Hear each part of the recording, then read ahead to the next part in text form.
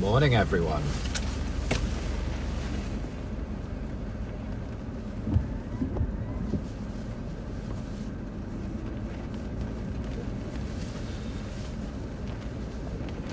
Hey, Shinja.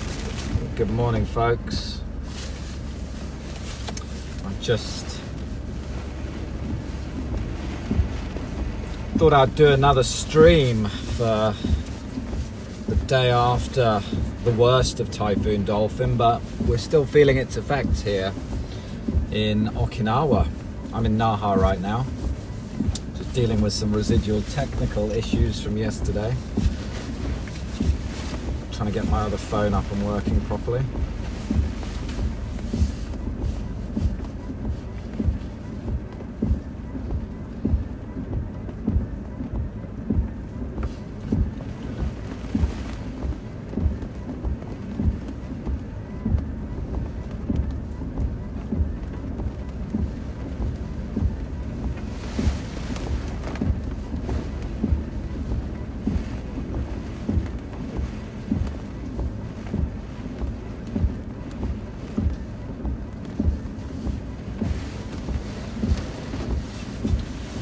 So, good morning. Yeah, we're the day after Typhoon Dolphin. We've still got tropical storm conditions affecting the southern part of the island. So today what I'm going to do is just spend this morning kind of exploring the southern part of Okinawa. We got these residual bands coming over us, bringing some heavy rain and wind and stuff. So I'm just going to go have a look, see what's going on.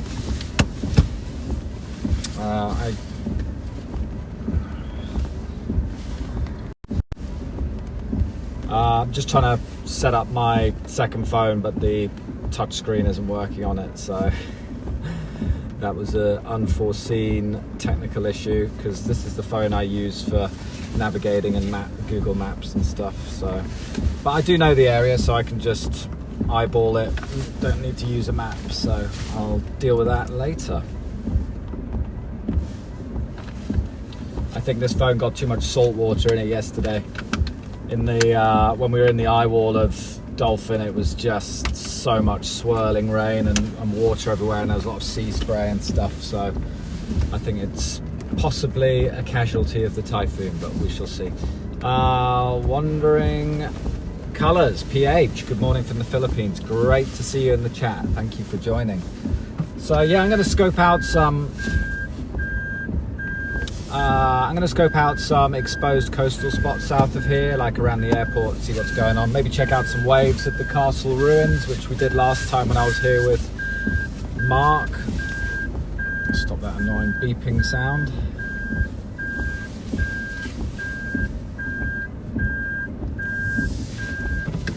And just generally get a feel for what's going on.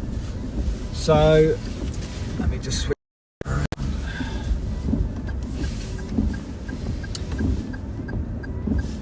So I drove, when I cut off the stream yesterday, I had a pretty decent drive back. It was still some really foul weather, but basically what I was doing was using the topography of northern Okinawa. I could see that the winds were offshore winds, and with the high mountains to the east of me, that meant that it was a little bit on the sheltered side, so to speak. There wasn't an onshore wind coming off the ocean, so that meant I could kind of navigate my way back down south with relative ease. There was some sporadic tree damage, a little bit of flooding in places. Most areas had the power out north of Nago City, so the kind of northern half of the west side of the island was without power, which is kind of to be expected given the impacts we saw from the typhoon. And then it kind of dived south, didn't quite reach Nago City, the typhoon, and then it started moving north again and heading out west, and then it did another funny loop near Kumejima Island, which is another island about 100 to 150 kilometers west of here, and it did another funny little loop around that as well and impacted them as well. So a strange typhoon. But what we have now, we have southerly winds, so I'm sticking to the southern part of the island. have a look at some of that onshore flow. It's been blowing kind of like a steady 40 knots at the airport for the last, well, through most of the night, which is solid tropical storm conditions. So we're just going to see what's going on. And if you have any questions in the chat, let me know. It's what we refer to as in Ireland as a damp day, yeah. Well, we had 120 millimeters, I think, in Okinawa yesterday in 24 hours.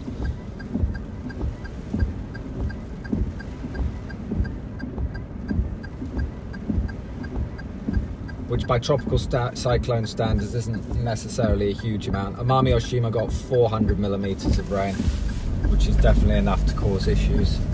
So yeah, we're in downtown Naha now. That kind of funny looking thing on my left is the monorail system, which is a neat way to get around, especially from the airport into downtown. And now we're heading south on Highway 58 towards Itoman area. And the exposed southern part of the island, so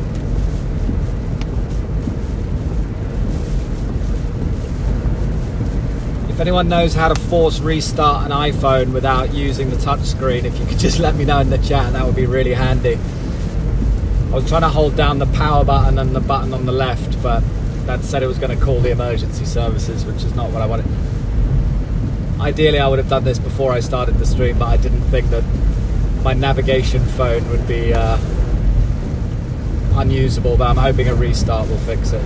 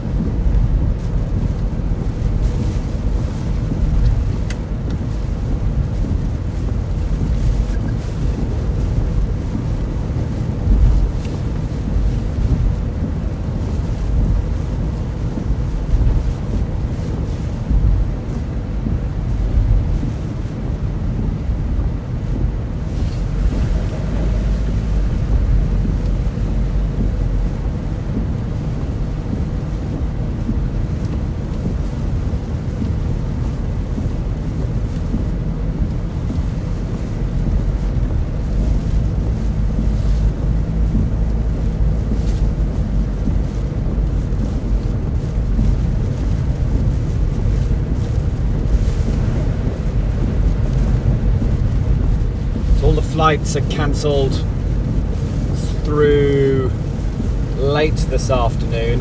I had a look on flight radar and the airport is, yeah, as expected, closed right now. Hopefully flights will be able to start up again tomorrow, but the storm is kind of not moving very fast now. It's kind of stalled out or moving very slowly, which just means we're going to see these lingering impacts throughout most of today.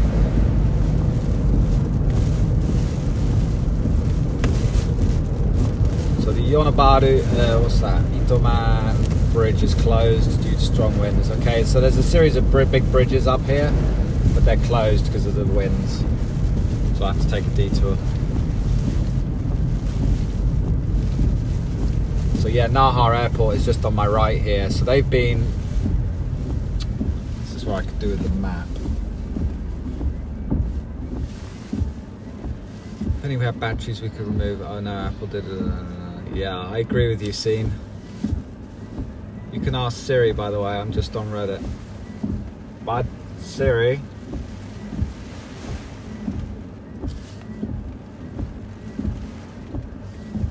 Siri. No, it's not working. If anyone knows what the button, which buttons I need to press, like I was holding down those two, then it goes slide to power off and No, it doesn't work. So if anyone knows what the force button combination is, I would be greatly appreciated. Otherwise I have to pause the stream and go into Google, and I'd rather not have to do that.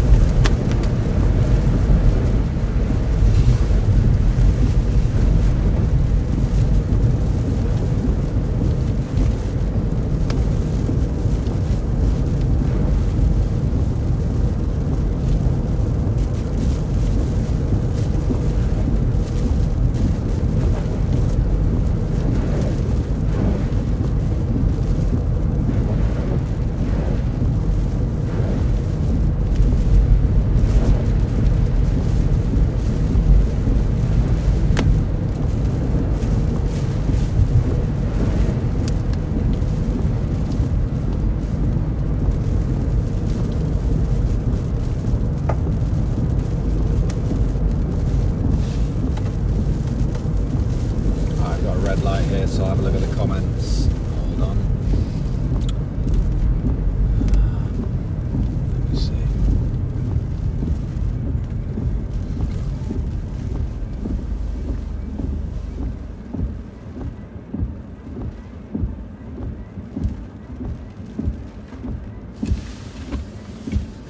Hey Siri.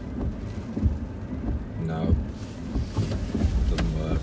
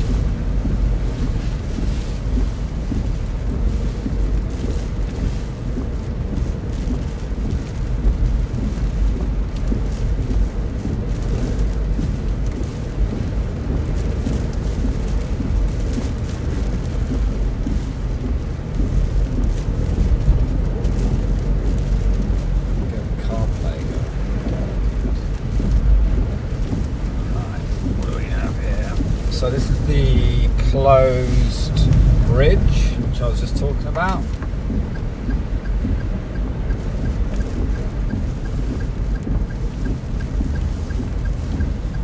Where having a map would be useful. So what I'm going to do is take a detour.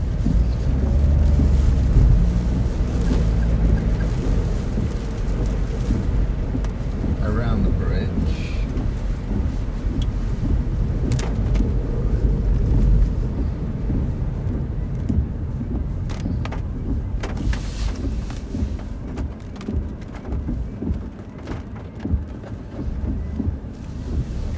Thank you.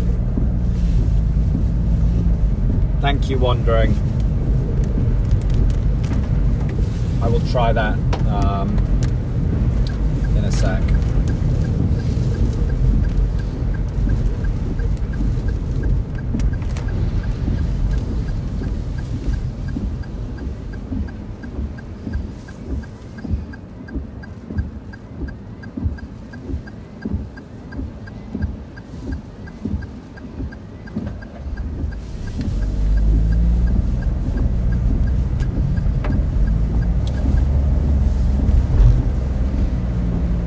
find a place to stop and give it a shot.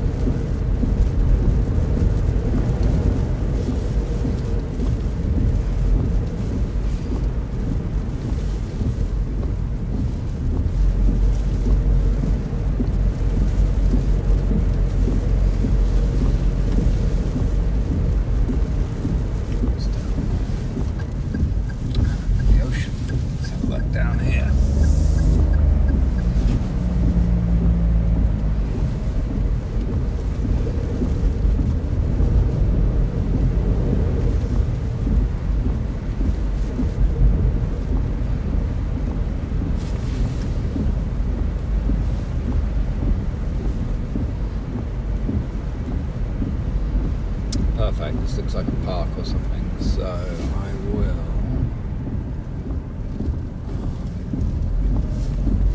just stop here.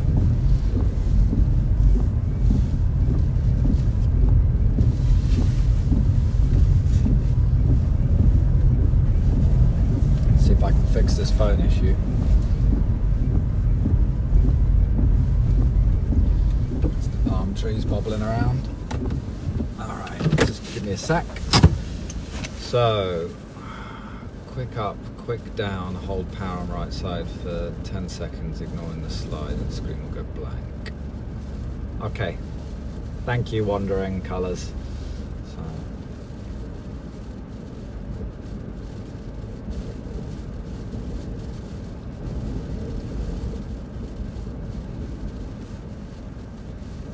That worked, thank you very much. Right. So, I appreciate that. Hey, Paul. Great to see you. Hope you're doing well. Yeah, I thought since we've still got a little bit of weather going on and the storm's still in the vicinity, yeah, I'll just do the stream and then answer any questions anyone's got about the storm and just do a little recap on what happened yesterday.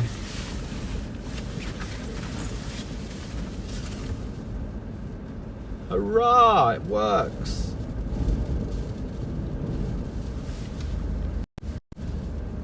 Thank you, look at this. Maps. We're good to go. So thank you very much for the help there. So, right, I can see, let's go find some exposed spots. There is a park over there. So let's go check this place out. Direction, start, 7 minutes. All right. Destination to head to is just that little island on the left of the screen poking out into the sea. So let's go over there and see how things are looking.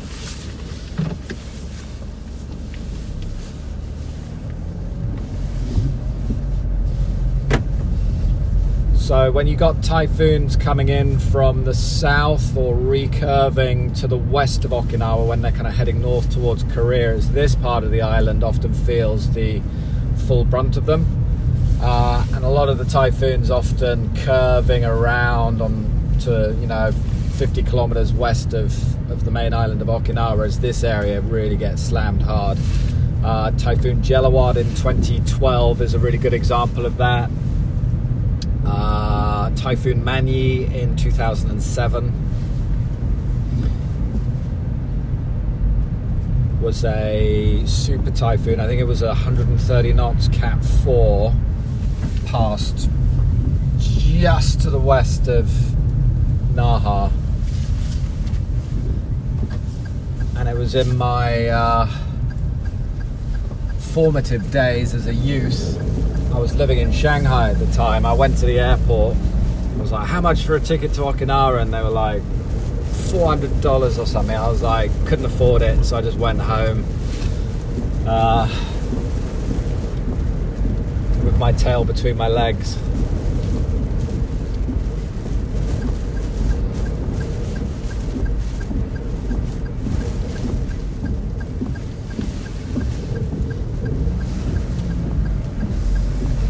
So as always, the real windy stuff today will be confined right on the waterfront. So those are the kind of locations I'm going to be prowling around today. Now that I have a map working, what a relief. I'd rather not have to buy a new phone and just get as much mileage out of this old one as possible.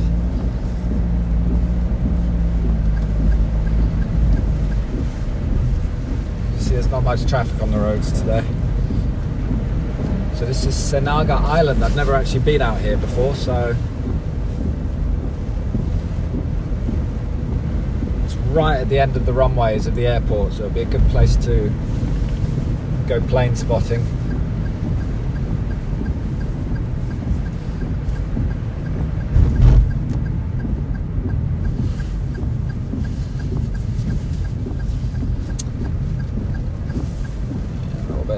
Tree stuff on the road here, nothing major.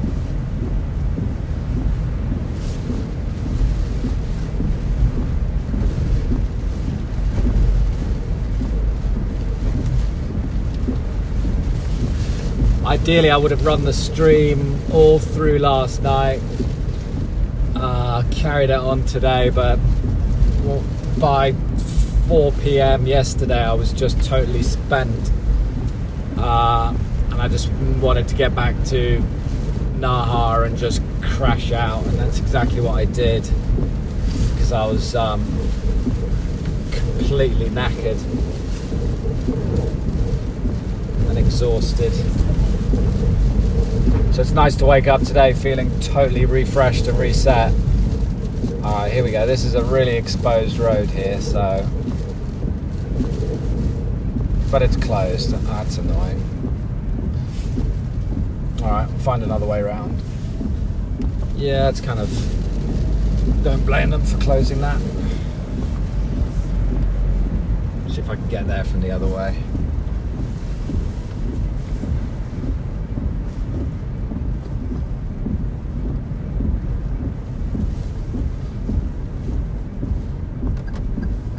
Just gonna pop in here very quickly.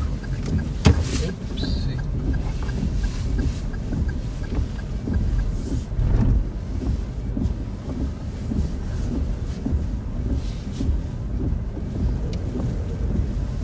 Just give me 1 sec.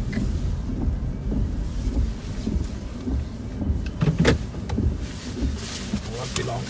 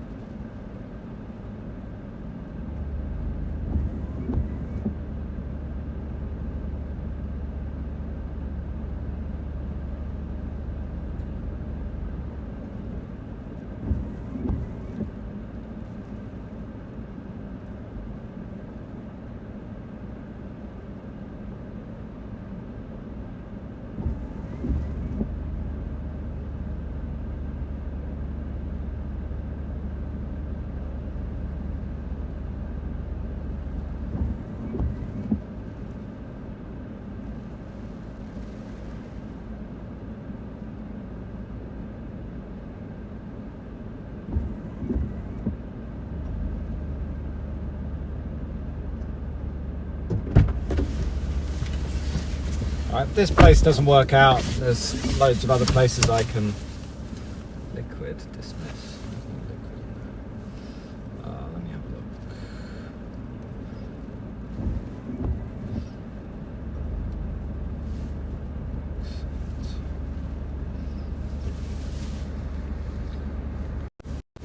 So you can see this is the kind of the area of the island. So yesterday I was all the way up here in Cape Hedo, and the eye wall kind of ducked south, passed right over me on the top cape there, kind of went almost as far as Nago and then started going north and then tracking west again. But today we got all the winds coming in from this direction, so I'm going to just work this area around here.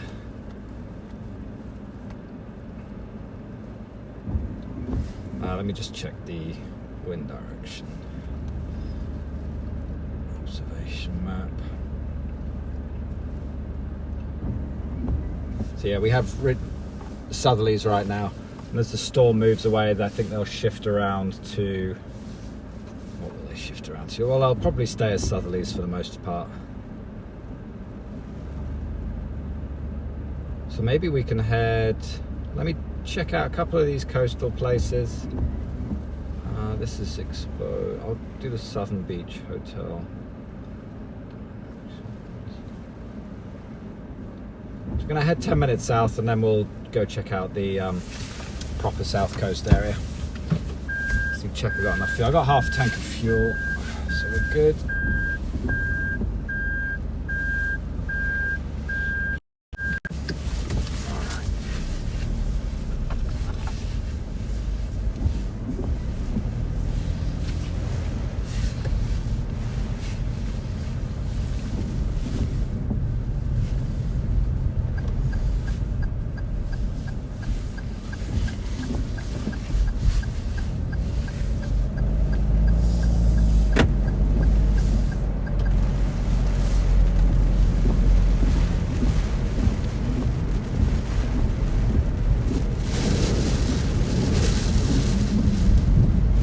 Still some wind blowing.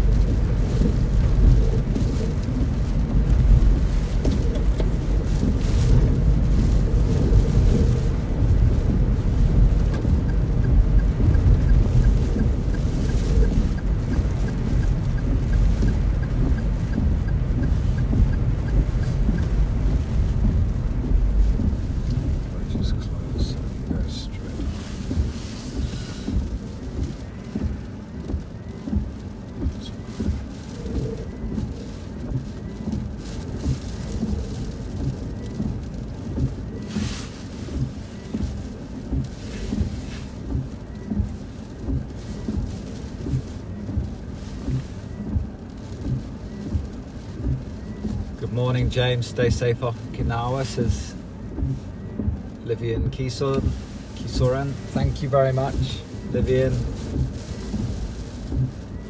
Yeah, they certainly do.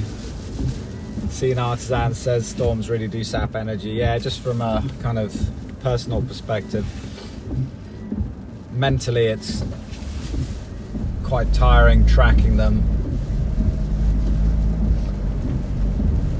And then figuring out all the travel logistics and all that kind of stuff, and then mentally preparing yourself for putting yourself in an intense situation. By the time it's all over, you're pretty worn out.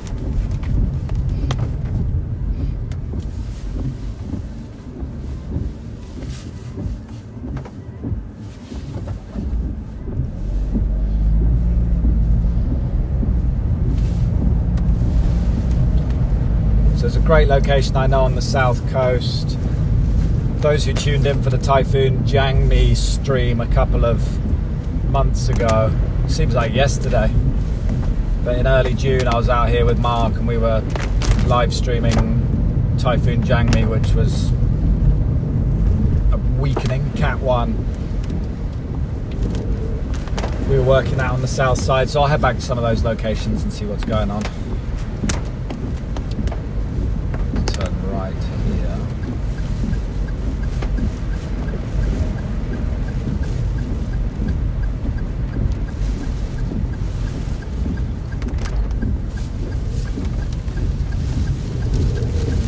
Clear.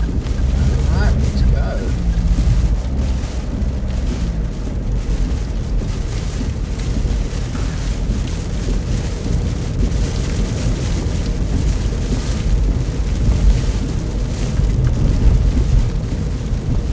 Because this storm it's a very, very large storm.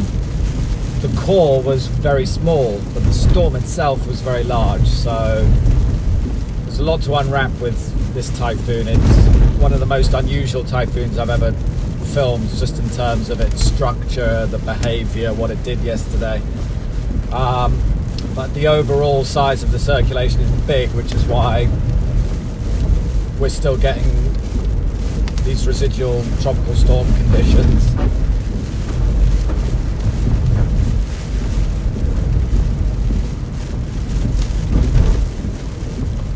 This is a bumpy road. My apologies for the shakes. Oh, it's a horrible road.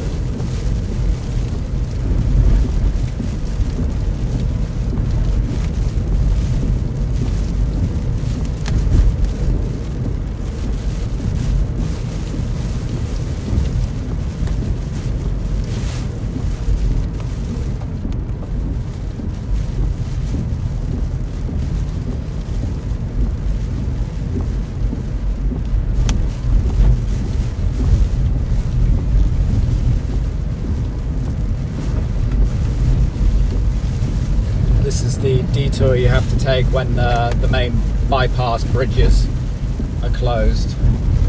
Usually there's a much quicker route down to the southern part of Okinawa, south of Naha. But those bridges go pretty high into the air, so when the strong winds they close them, which makes total sense.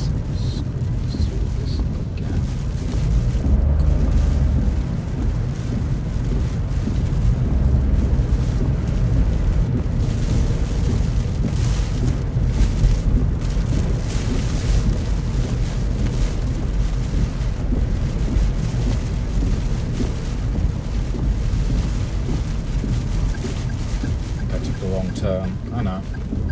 No, Google's playing games with me.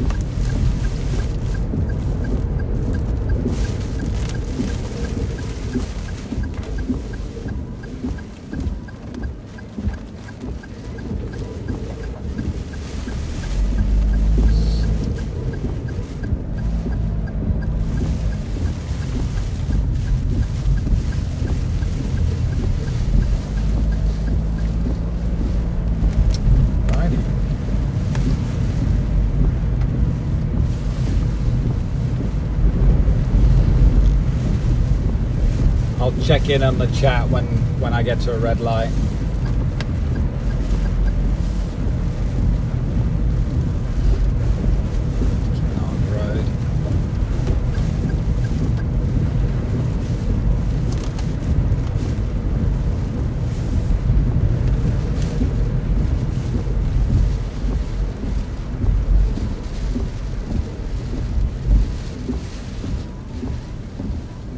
So what happened last night? Big blackout. Regarding the stream, no, I just crashed out and went to sleep. Needed to recharge my batteries.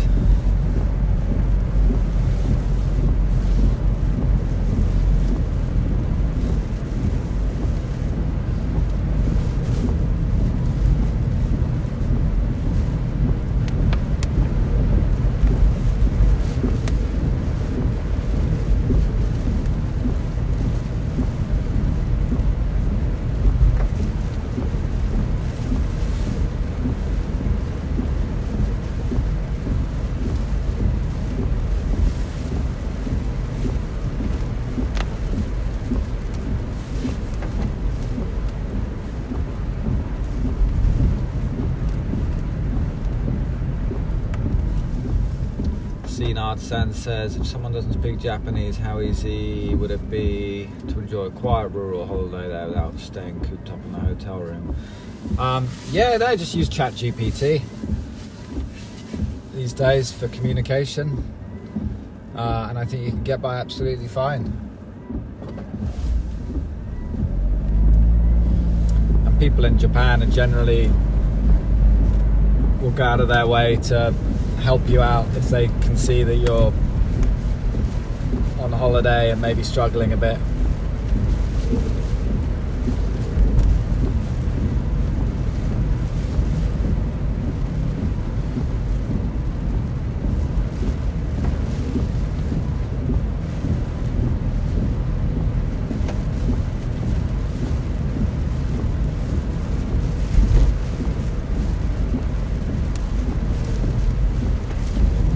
Getting out into a more exposed area now. You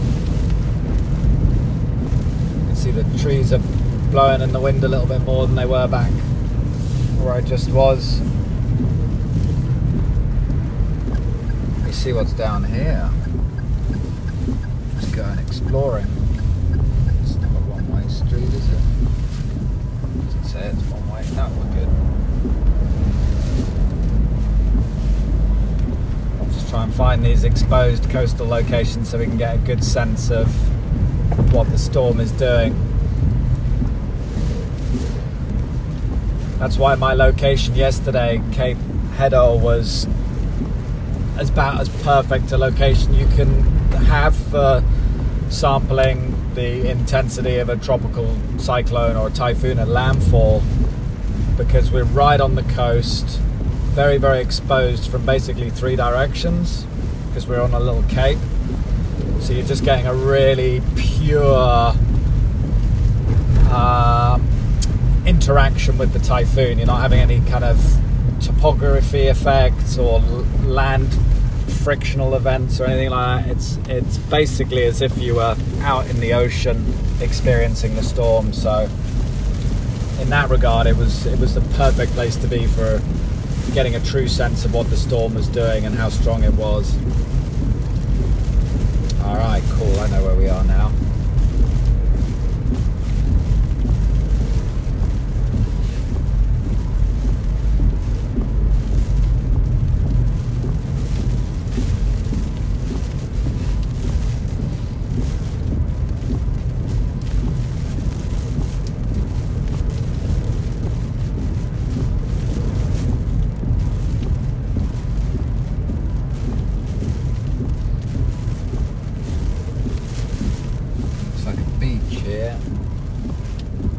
Sand that's blown up over the road.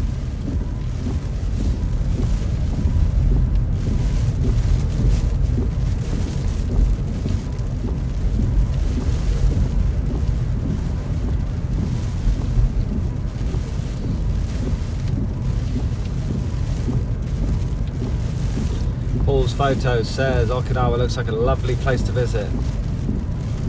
Edo looks particularly pleasant for a relaxing holiday. Yeah, absolutely. If you want the kind of the quiet side of Okinawa, you head north. That's where it's really pretty chilled out and nature lovers, all that kind of thing.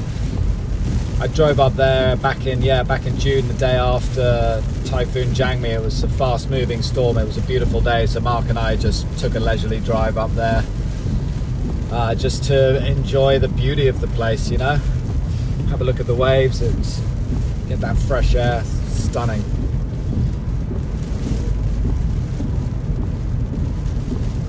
Alright, so this is the area where I was filming Typhoon Kanun in 2023. And it was really windy along here back then. So it's a very exposed location. Let's see what's going on today.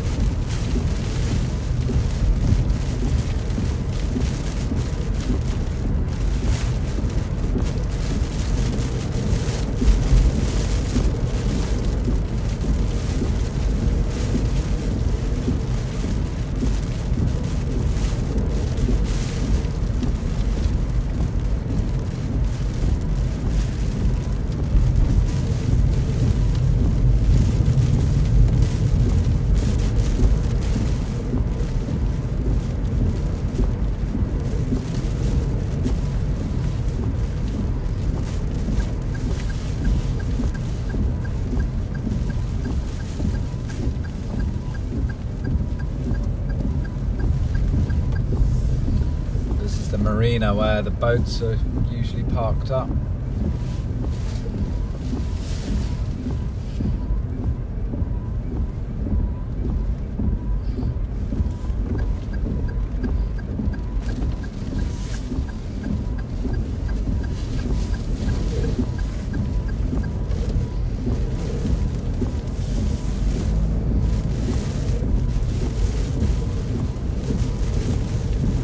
So the tide is low right now.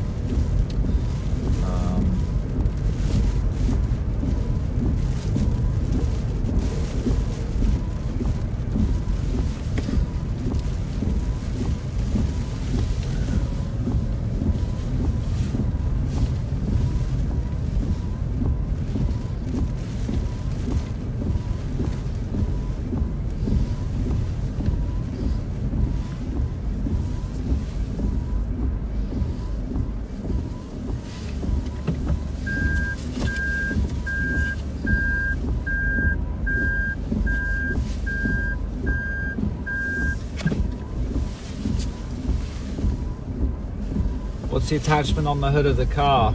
Asked Stephen. That's just my GoPro mount. So I stick a GoPro on there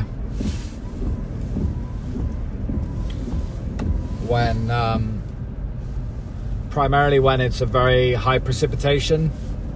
So when there's loads and loads of rain, the GoPro mounted on the front, the rain just helps keep a constant film of water over the lens, so you get a clear picture rather than just like a single blob of rain, which can be really annoying. So that's just a little storm chasing videography tip. All the boats look all right, which is good news for them.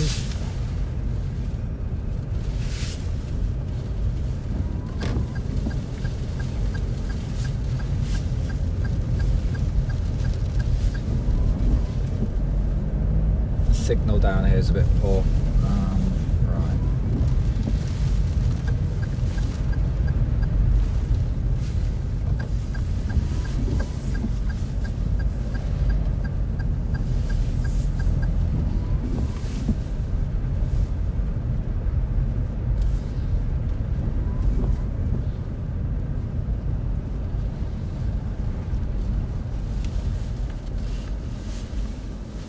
here for a minute. I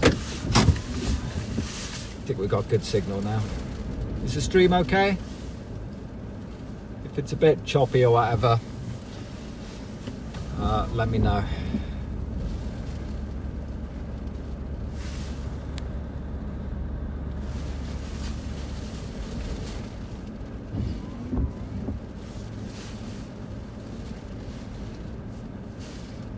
I'll just do a quick radar check.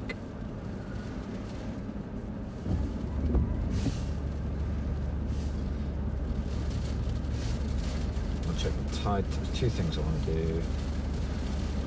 Okinawa tide time.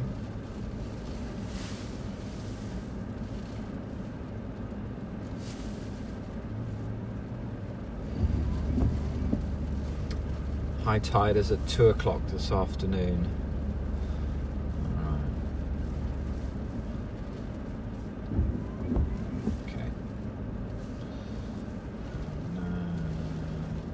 Load up the radar.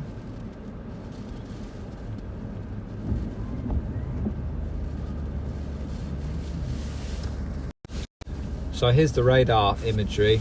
Okinawa is just right down there, and there's the eye of the typhoon. So we're getting these residual bands on the coming in from the south, which are affecting us right now.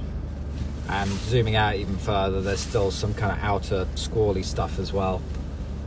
And you can see just how big the circulation is. That's mainland Japan up there, Kyushu, all the way down to the eye there. Those are all like the spiral bands of this typhoon. I will bring up the satellite imagery because that gives a nice overview of what's going on.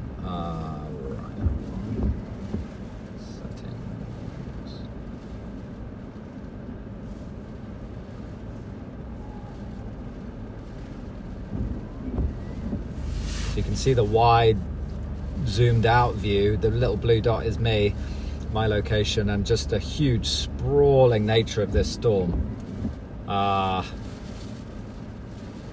It's very, very big, very wide. So it's gonna have, I'll zoom out even further, hold on.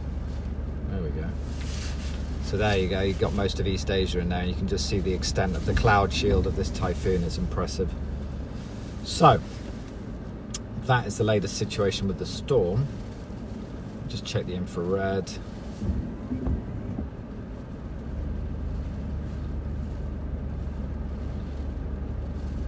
Let's see if I can load that up.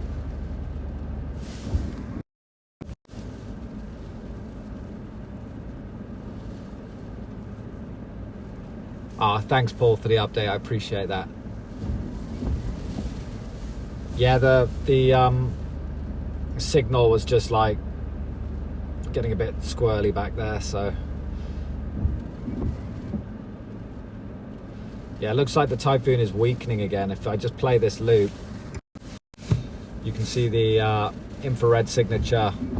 It starts there with a tight, small, distinctive core, and then it gets a little bit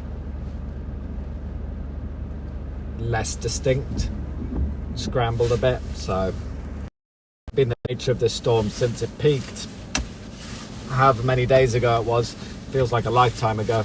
It's kind of just been fluctuating in intensity, and it just so happened to be on a strong upswing as it passed right over me yesterday, hence we saw the pretty intense conditions.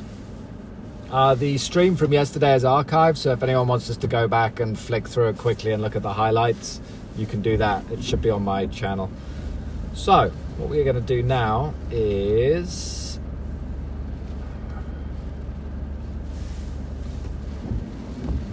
this is the south. Oh, sorry, let me switch this around. So the blue dot is me. This is the south coast of Okinawa. We're just going to go around that headland and just start having a look at locations on the south side. I will put in Oshima Island, one of my favorite places. I'm going to put Oshima Island into the map, and we will go down there and have a look and see what's going on. I love this little place.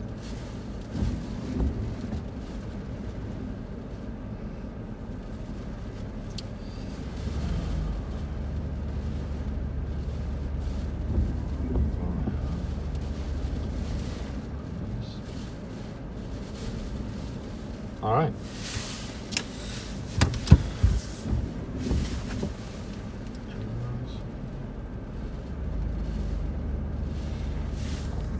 You don't have to look at me.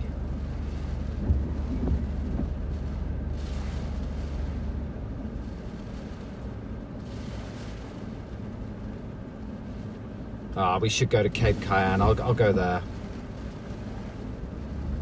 We might get a little bit squirrely with the reception, but there's a beautiful cape and lighthouse, so we'll try and get there and see what the waves are doing. If the stream bugs out, I'll just do the usual thing of restarting it, so your patience is always appreciated.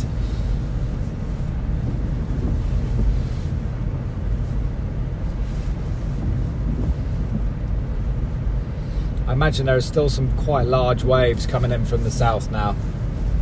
We'll see.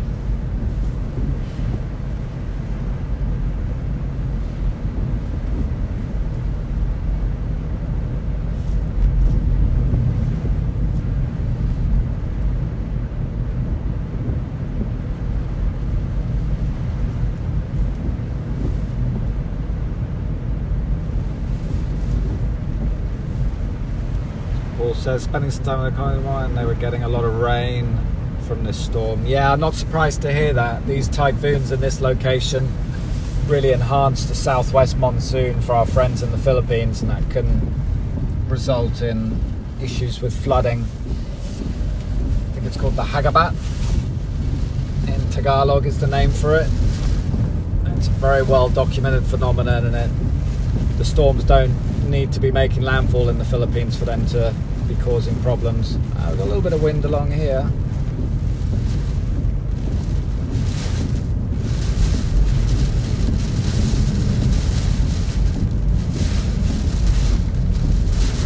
Must be having a little rain band coming through.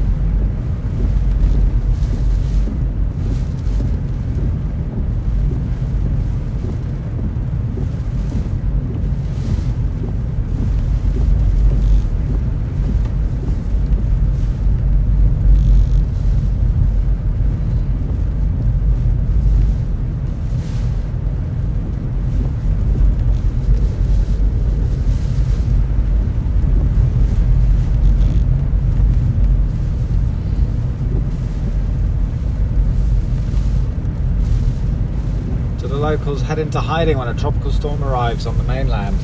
Yeah, the mainland is not as well equipped to be dealing with these typhoons as Okinawa is, just because they don't have the climatology of getting such intense hits. Usually the storms are much weaker by the time they get further north than they are as they roll through the islands, so just the infrastructure isn't so well adapted for dealing with them.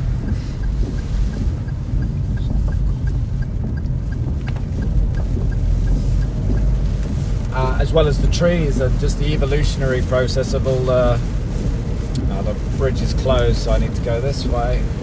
Google's trying to take me hold on, I can go up here.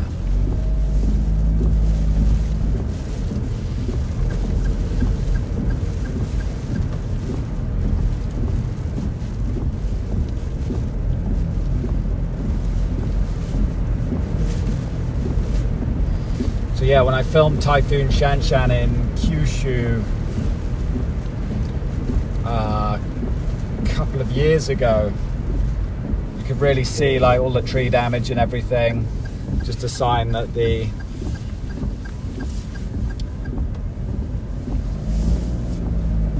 things aren't adapted for the much stronger typhoons that they get down here. So,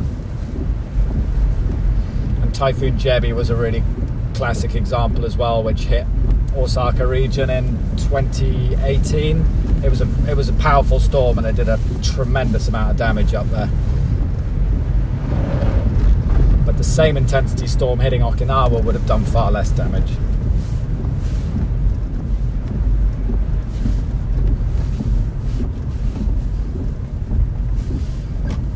Alright, just figuring out my detour here.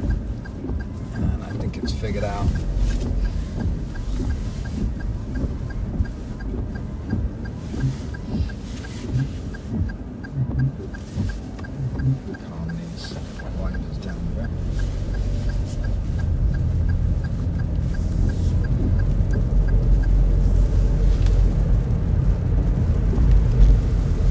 So for those of you who are just joining, welcome. This is the day 2 of my coverage of Typhoon, day 3 actually, of coverage of Typhoon Dolphin in Okinawa.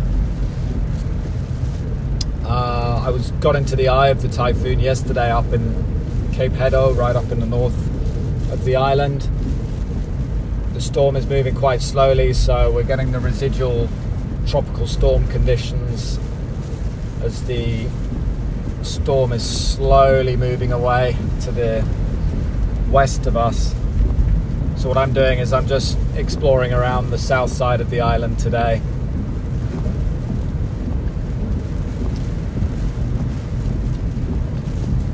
Catching the worst of the periphery of the typhoon. So I'm heading to the south coast where we're getting the southerly winds coming off the ocean. I think that's where the strongest winds will be right now. Just see what's going on. So yesterday as I was driving south, most areas north of Nago on the west coast were without power, which is kind of to be expected after getting a direct hit from a Category 2 typhoon. The JTWC had it as a 90 knots system as it passed over, which feels about right from what I saw. I don't ever try and estimate wind speeds because it's a very, very difficult thing to do. Most people always overestimate wind speeds, so I just don't bother. But it had the feel of a Category 2 typhoon. Just the sound, the intensity of the precipitation, the strength of the wind, it just felt like, yeah, this is a Category 2 system. It's not based on any science, that's just my gut observation.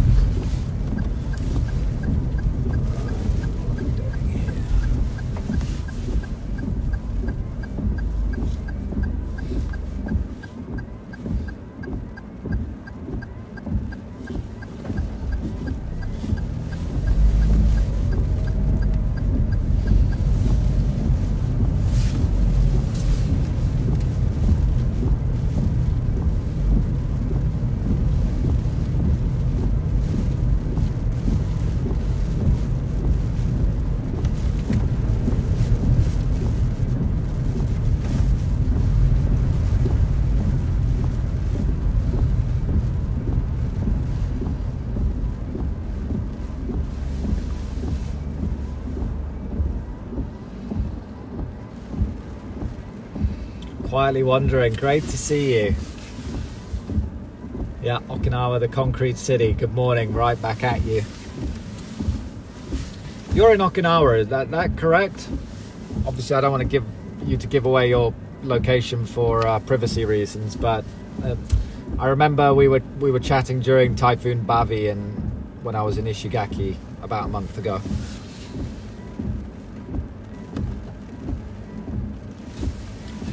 Yeah, a lot of people live in apartments in Japan. Japan's famous for having the small apartments which are designed to be extremely efficient with space. Because Japan has got a large population squeezed into a very small amount of livable space, because the majority of the mainland is forested mountains, which is undeveloped.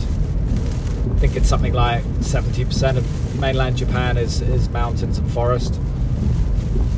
Just double check that fact.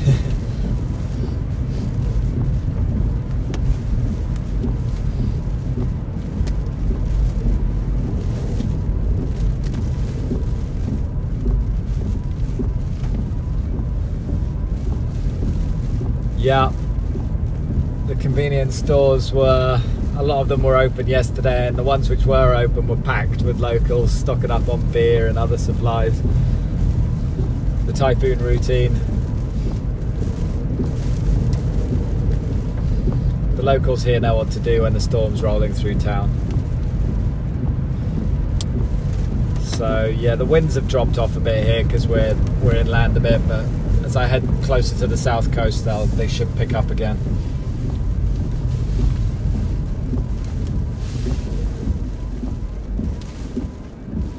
See if I can get up to that Cape Cayenne, and hopefully the reception will hold up so I can keep the sync.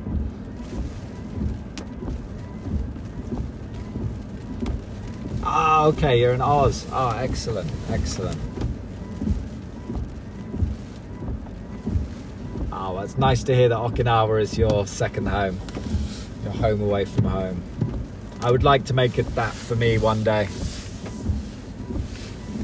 My dream is to have a place on a hill overlooking the ocean, either in Ishigaki or Miyako or somewhere like that. So I can just be an old man watching the clouds do their thing, the tropical convection in the summer, and then have the occasional typhoon roll right over me.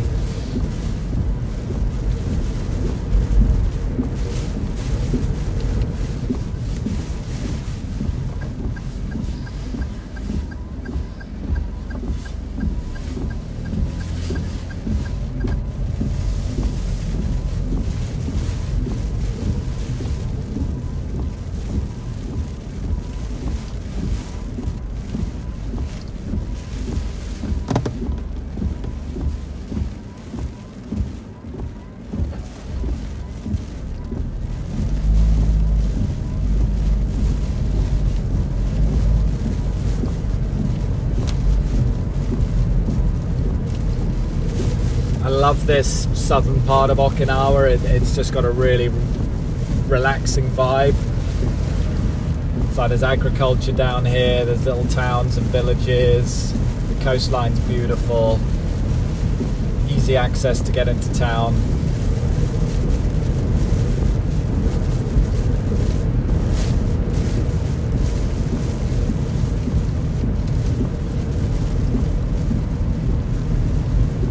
Take a right here, and then we'll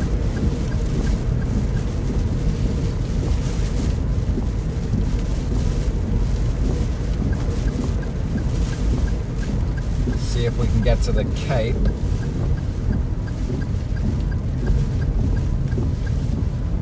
See what the waves are doing.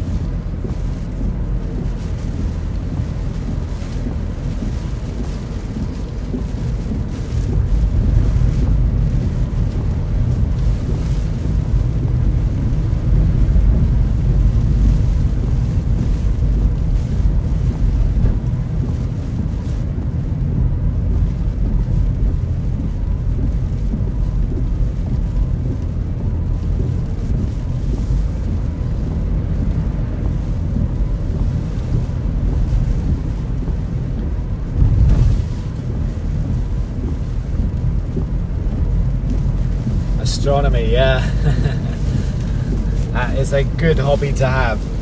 My kids are really into it, so that's nice. I take them stargazing in the mountains with a good pair of binoculars, and it's amazing what you can see just with how much the night sky opens up when you have a decent pair of binoculars.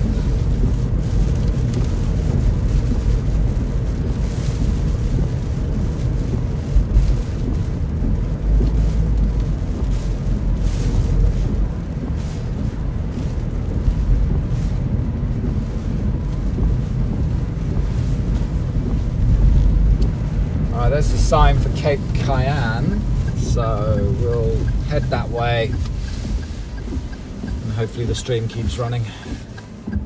Okinawa's default setting is relaxed, yeah. I hear you.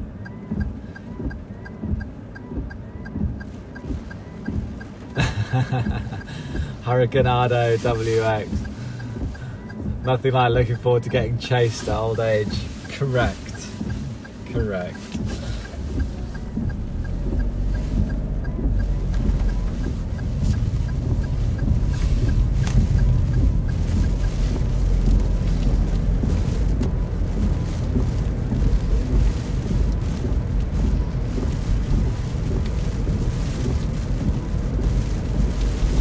Right, let's see if we can hold up this 4G signal.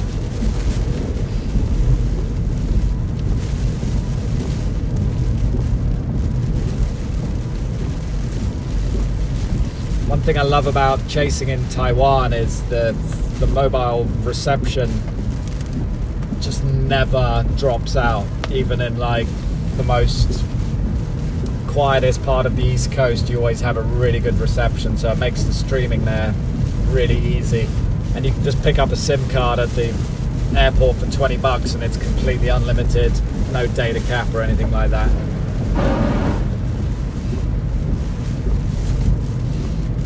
In Japan, the reception is a little more squirrely,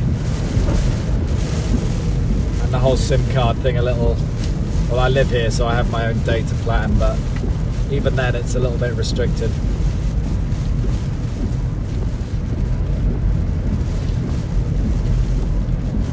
For real, like, emergency situations, I do have the Starlink. So say if I was yesterday at Cape Hedo, there was no reception, I would have just set the Starlink up in the car, had that running, and then just tapped into that. So it's good to have that as a backup.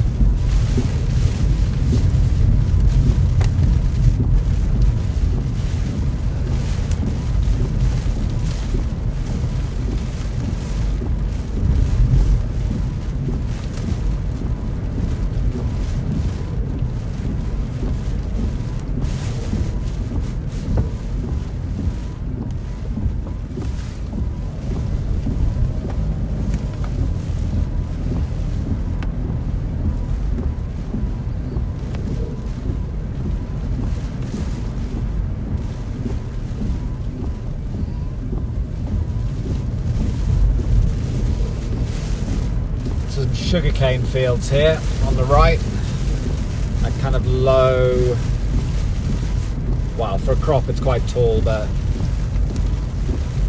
so they grow a lot of sugar in Miyakojima, another one of my regular haunts for filming typhoons. Which way? Yeah, this way, sorry. No, not this way, other way, that's fine.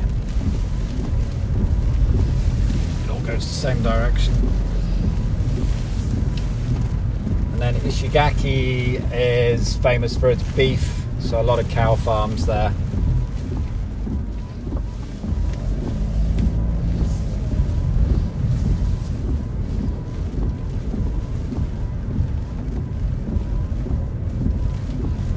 So we're getting some stronger winds as we're heading towards the south coast here. We're a little elevated as well, so that always makes the wind speed pick up a little bit more as well. Alright. So if it gets a little bit choppy, the stream, just bear with me.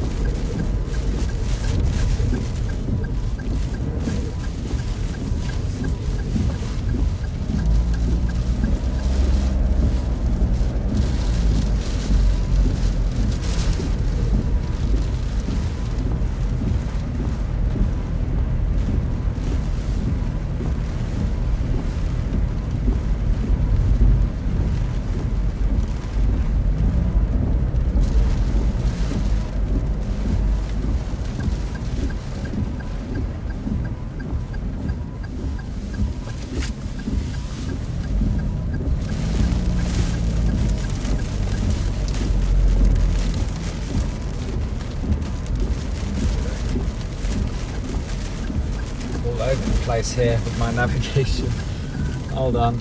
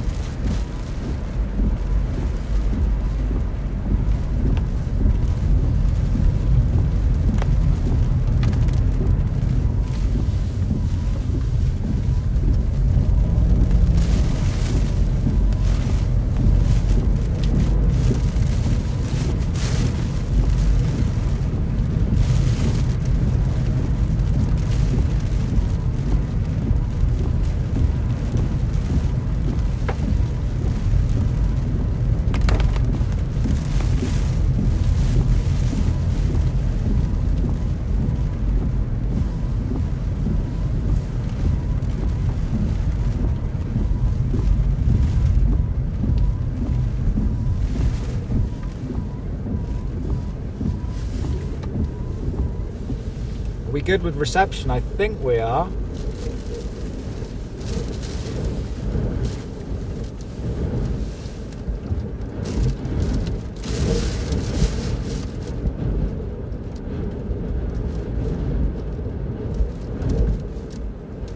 Oh, that sounds pretty crazy.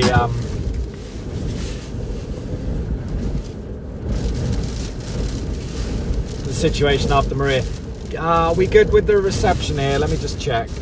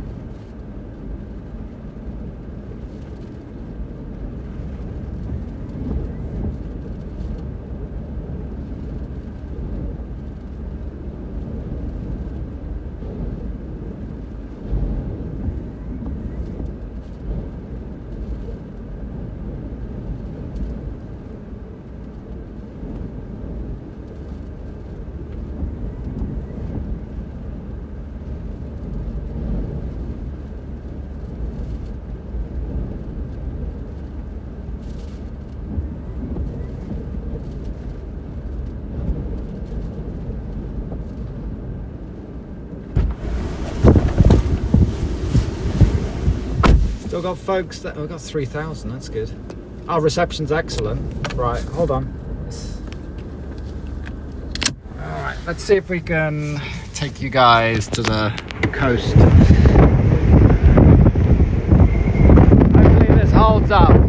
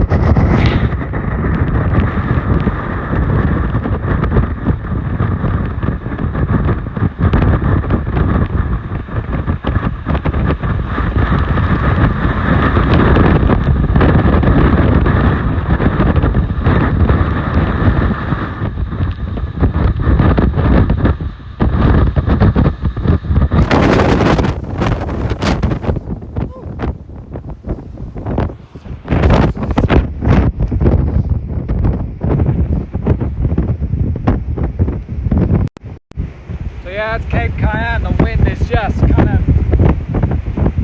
flying over the top of the cliff, and it's still quite strong. I'm still getting raindrops in my eyes at like 40 miles an hour. It hurts. Anyway, I'm going to get back in the car, and we'll continue heading along the south coast of Okinawa to a place called Oshima Island, which is a place I really love to visit, and see how conditions are down there.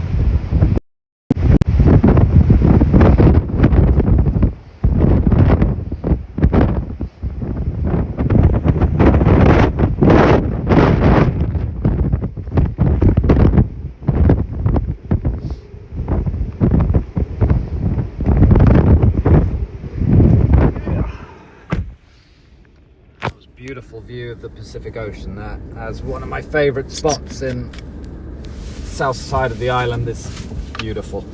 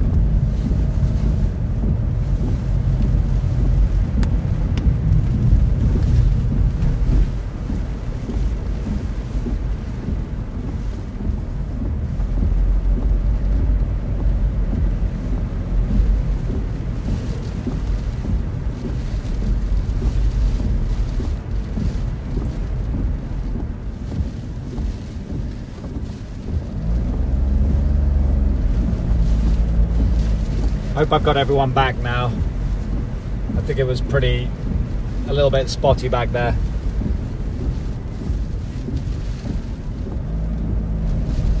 I just hope the view of the ocean came through because it was stunning.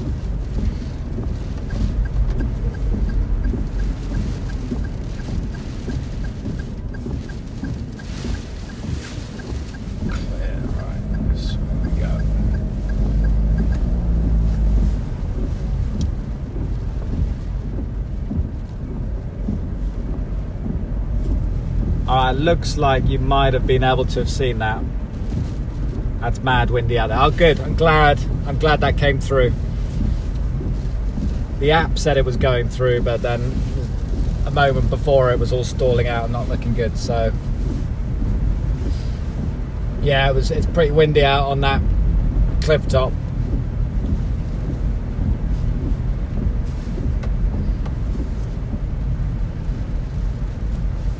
Let me just change hold on. Let me just change that a bit so it's not so wobbly. Zoom in a bit. Okay, there we go.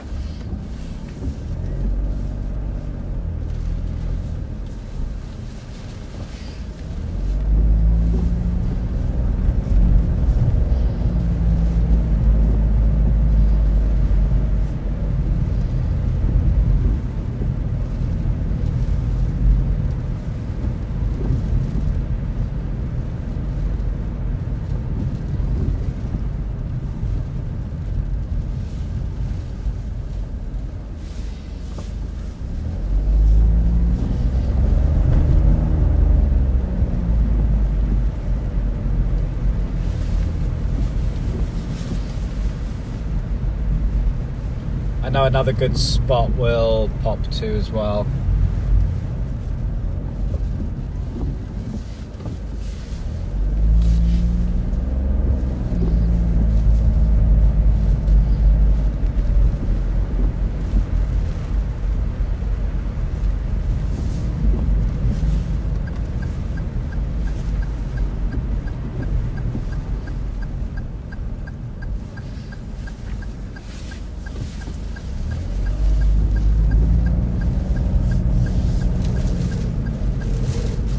Oh, brilliant.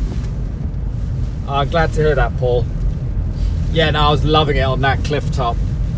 Those are like watching those big waves coming in, you're just getting the wind howling off the ocean, but it's not too strong that you can't stand up there.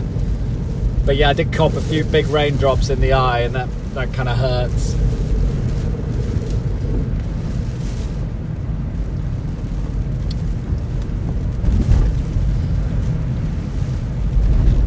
Yeah, and the waves are still kicking up big as you'd expect, coming in from the south southerly direction now.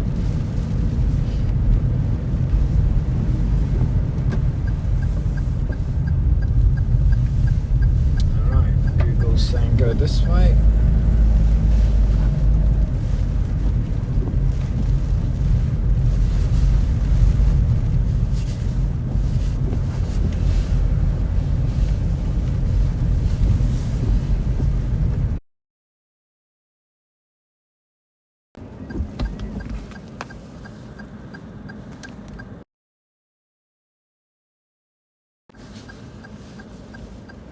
Sorry about that. That was my phone. Alright, we're back. Sorry about that. That was my phone, the suction mount just falling off. It usually happens once or twice on every chase, so yeah. Hold on. Just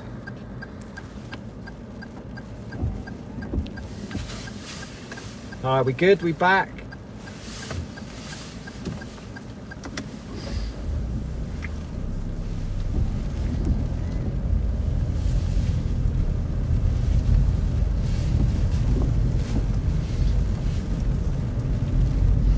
Yeah, the bumps on that road just knocked my phone mount off the windscreen.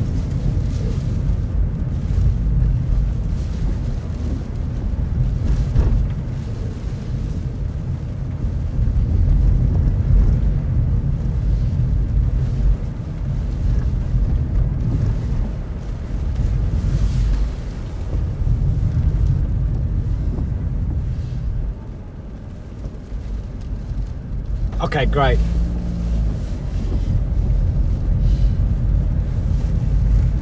Just the usual chaos of an Earth Uncut TV live stream.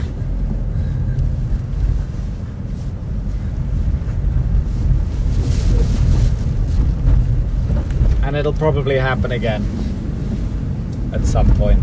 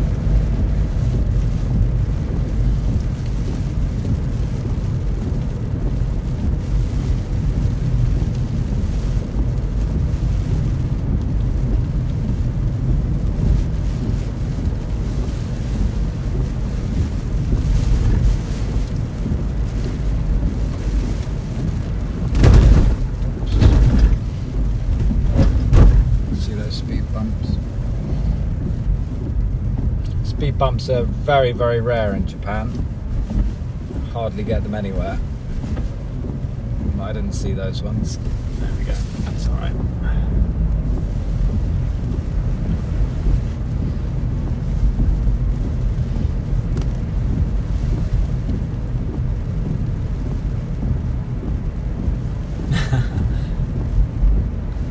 The west of Ireland is somewhere I would love to visit. Not only because it's a rugged and beautiful place, but especially during a big Atlantic storm rolling in, I can imagine the waves and those cliffs be absolutely stunning. So I will definitely try and do that sometime.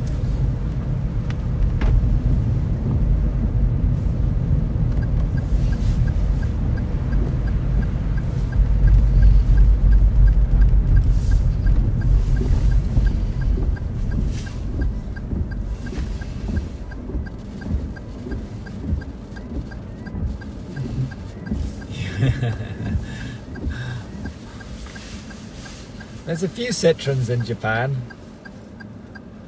In my neighborhood back in Tokyo, a couple of people have them. But I always choose the Japanese cars.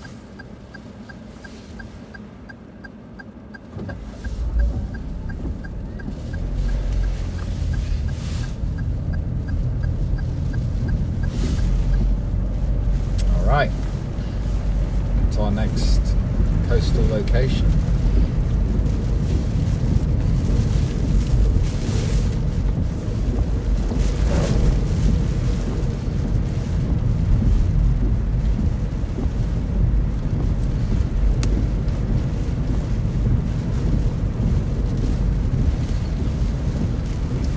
.30 in the morning here in Okinawa.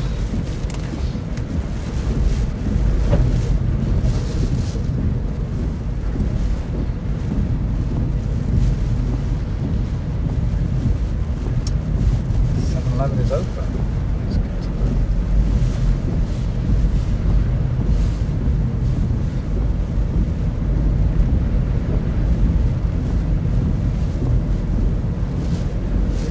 So we'll be getting to our next spot in 20 minutes or so, Oshima Island.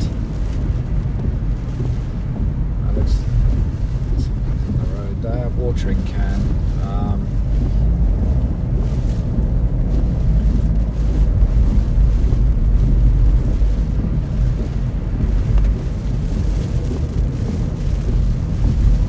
So yeah, as I was saying earlier, I just love the whole vibe of the south part of Okinawa. You got these small little village towns, farmland, the beautiful coastline.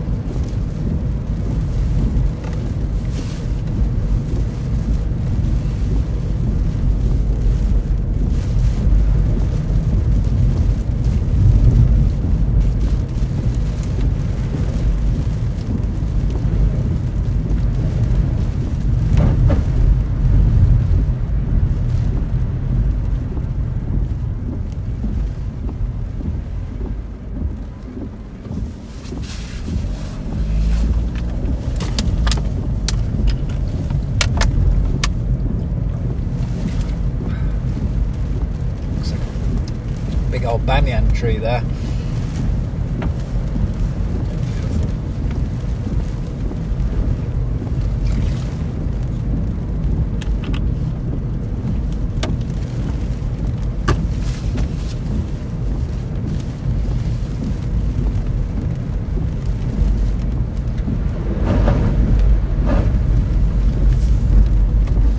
Do another radar and observations check when I get to the next location.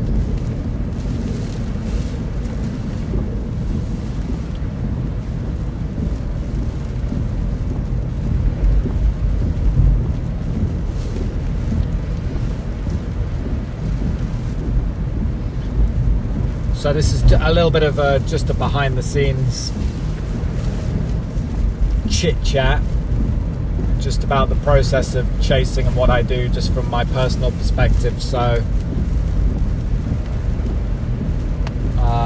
you know, I want to share honestly what it's like on a personal level doing what I do, but also be mindful that the local people here are being impacted by the typhoon and it's causing them disruption and stuff. So obviously I'm mindful of that. But yesterday really did feel like an old school storm chase, and honestly it's felt like a while since I've experienced that. It was the first storm in a long time that over delivered on expectations in terms of just its behavior and intensity, and it was good to be going through the motions just on a personal level of, right, we've got a target location, we've got to try and get up there.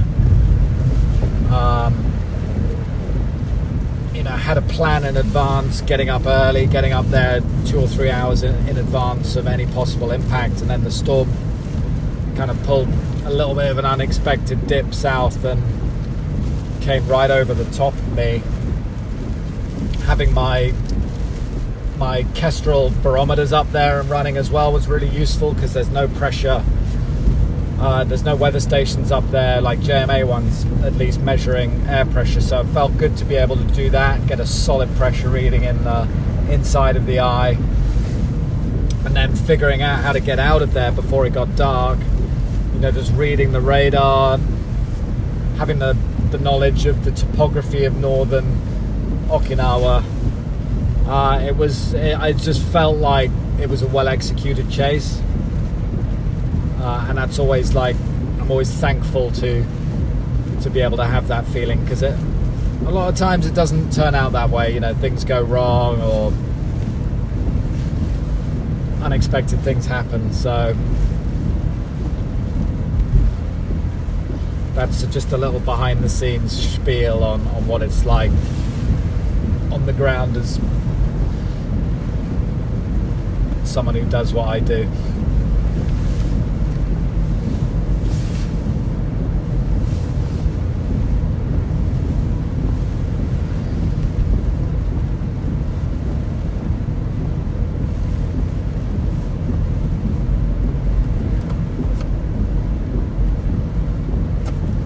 My dad, I got a WhatsApp message from him this morning, and he dug out an old picture he'd saved of me at Cape Hedo 21 years ago in 2005 on my, what was it? It was my second ever storm chase. I was with Jeff Mackley, and there's a picture of me in a 7-Eleven plastic rain jacket thing getting doused by a wave.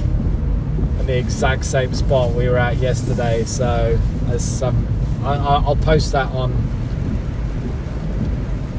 my community posts feature later today, but I was like a nice little bit of personal nostalgia there. And 21 years ago does actually feel like a long time ago. And for those who are curious, I was 22 back then.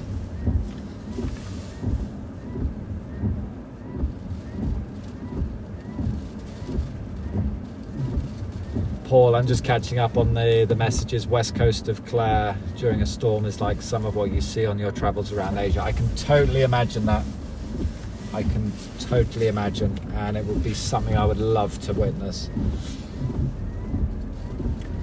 The power of the ocean for me is has just as strong a draw as the power of the wind. A lot of storm chasers are just focused on the wind, but for me, the ocean is very much a part of why I do what I do, my fascination with it, and just witnessing its power.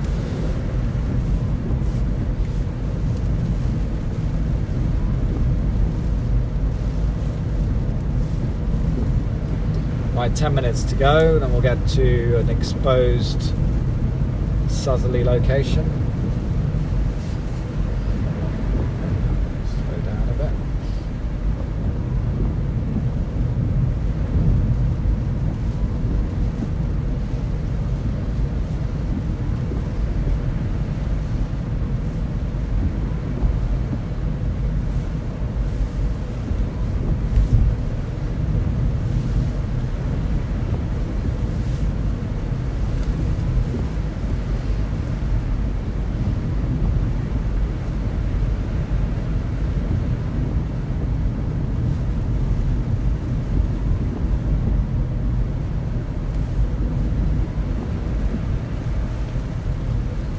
So we're inland a bit now, hence the winds have dropped off. But we'll be back on the exposed southerly coast area in about 10 minutes from now.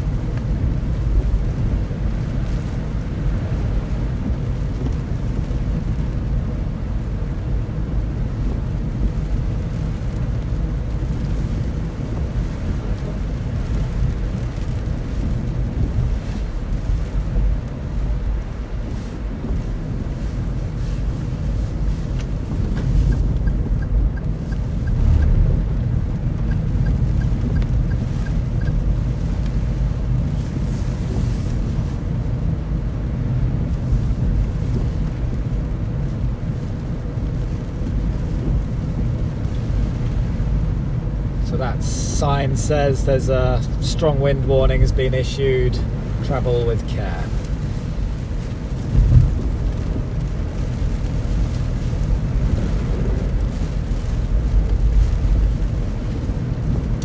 Then what I'm going to do is we'll do Oshima Island, then we'll go up to my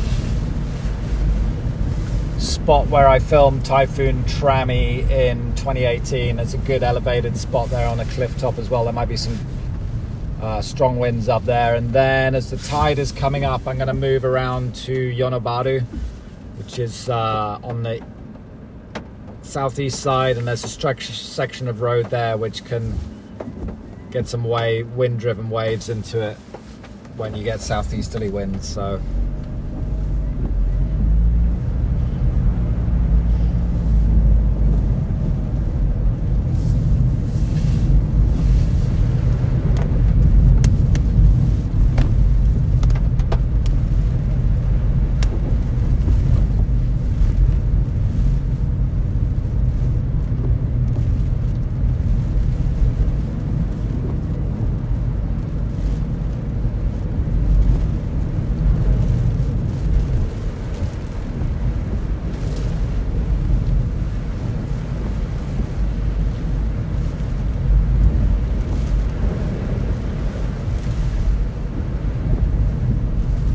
yeah, Cape Zampa. So the wind directions, I was there 2 days ago, but the wind direction, is not optimal for Cape Zampa now.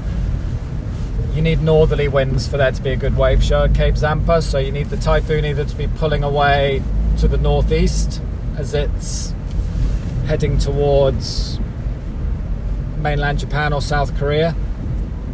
So my 2 typhoons I've been up to Cape Zampa for and seen, well, the best one was a mid-October typhoon in 2014 called Typhoon Dolphin, which was a very, very large storm. It was a category 1, but it was huge in size, and that came in from the south and then moved north, and then the next day I went up to Cape Zampa and filmed the waves as the typhoon was north of us moving away, and it was just sensational wave action. It was incredible. So Zampa right now, the waves will be kind of getting flattened down because of the southerly winds, but it's a beautiful spot for sure.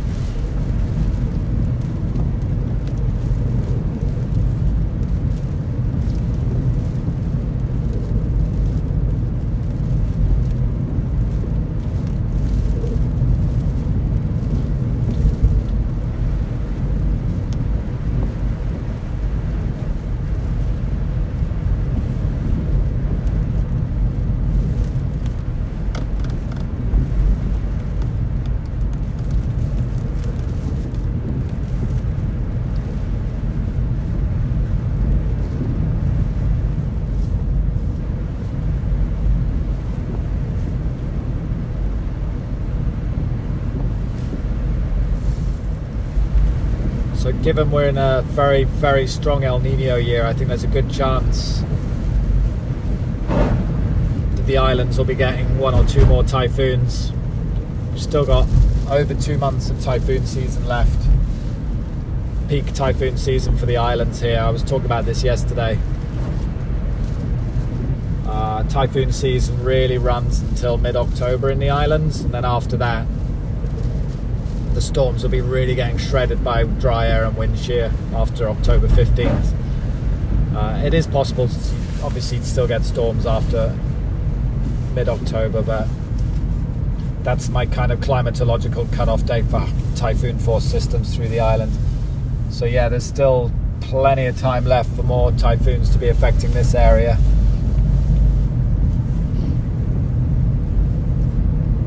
That's because generally the formation area shifts into the eastern part of the basin.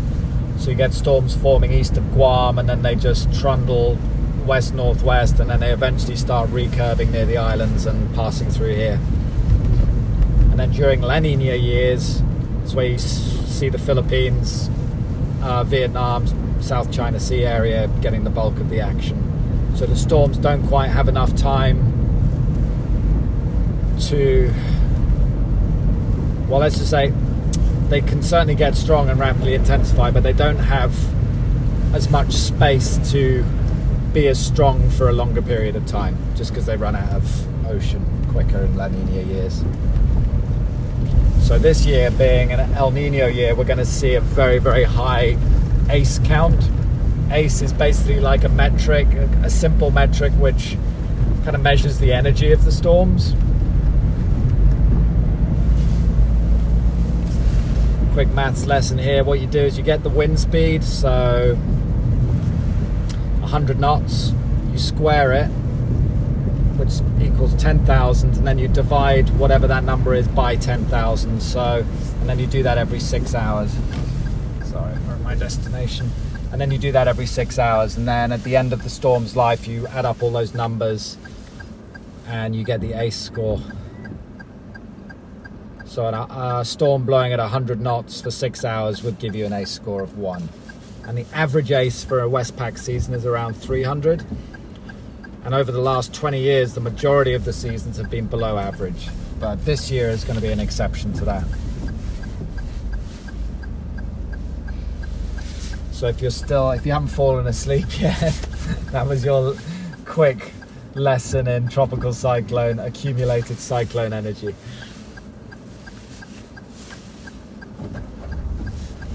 Alright, so this is Oshima Island. This is somewhere I always love to visit. when I'm working a typhoon on the south coast. It's a very cute little island. It's got a little fishing port, cafes and restaurants and little guest houses and stuff. It's got a nice area where you can walk out onto the rocks and look in the rock pools, and it's also quite exposed, obviously.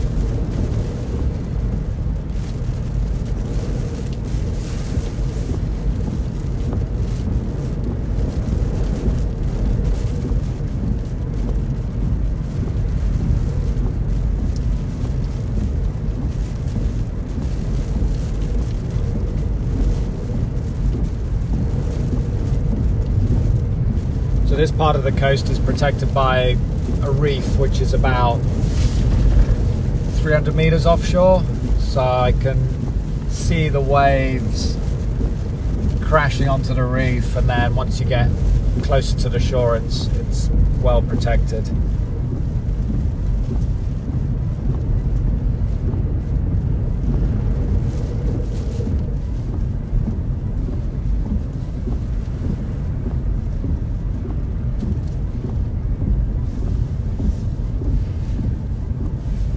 In here.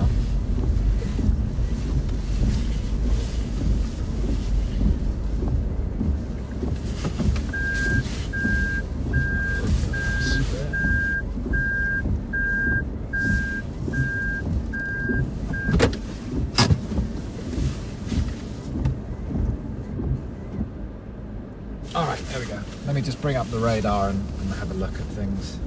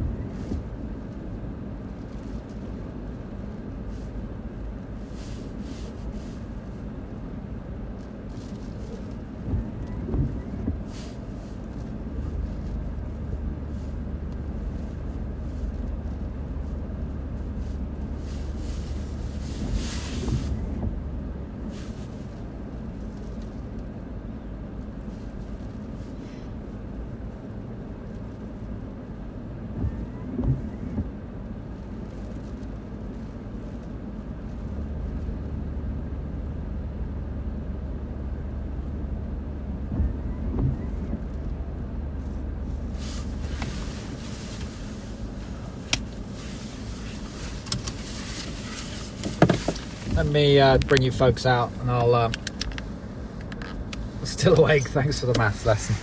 You're welcome, Paul. Let's go have a look at the waves.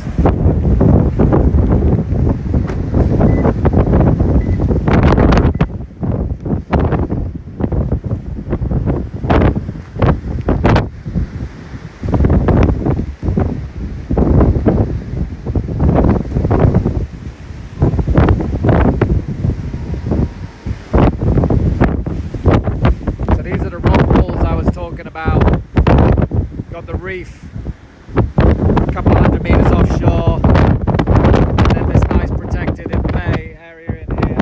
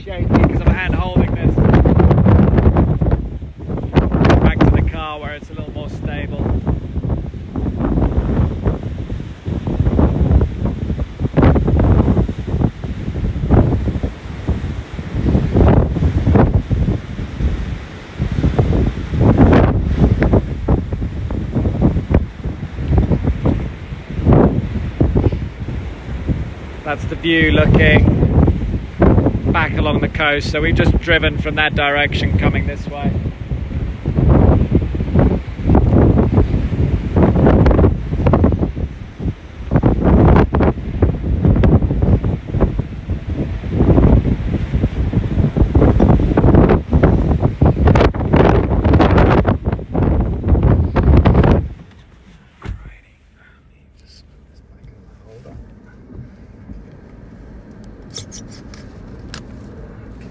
Good.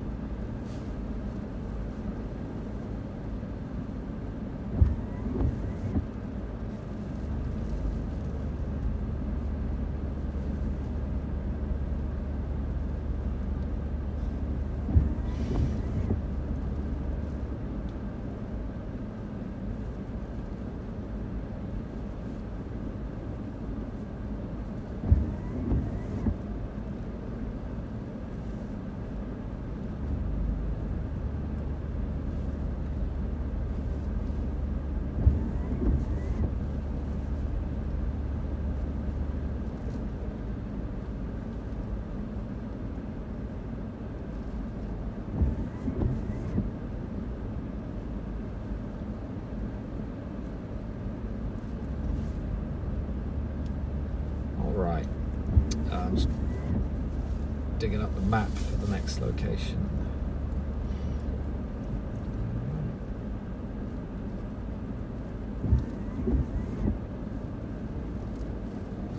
Gonna head up to Cape Chinan. It's a little bit elevated. It's got a beautiful views up there. It's where I filmed Typhoon Trammy back in 2018. So it's very pleasant drive along the coast, along the south side of the island, and go see what conditions are like up there.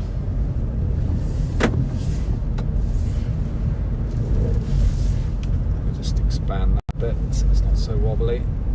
Oops.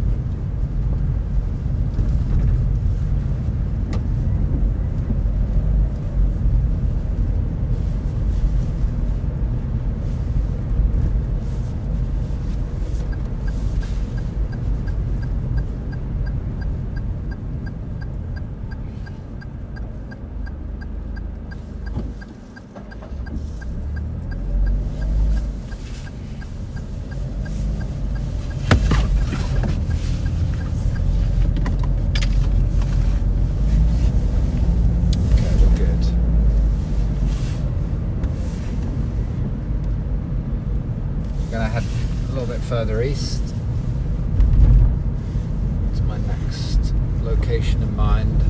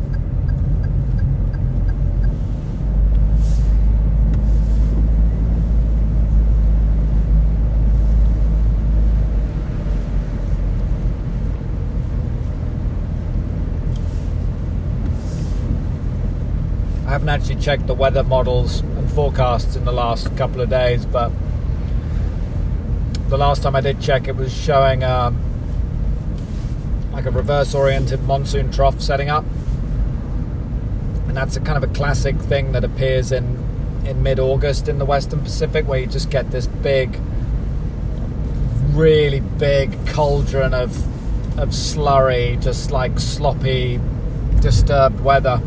And it generally, what it does is it spits out kind of weird, weak systems, which kind of just shoot off northeast into the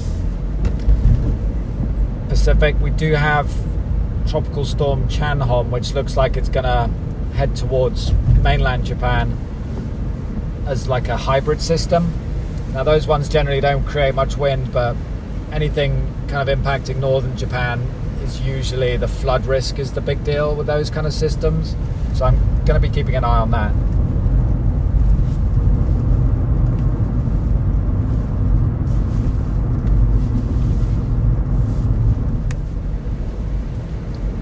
I don't think I'll chase it, just because next week is a big holiday week in Japan, and I need to be around to keep an eye on my kids. Quite a lot of behind the scenes family logistics needed to be figured out when I go away on a typhoon, so that someone's around watching the kids. I'm lucky to have a lot of help from my in-laws who step in and watch the kids when I travel.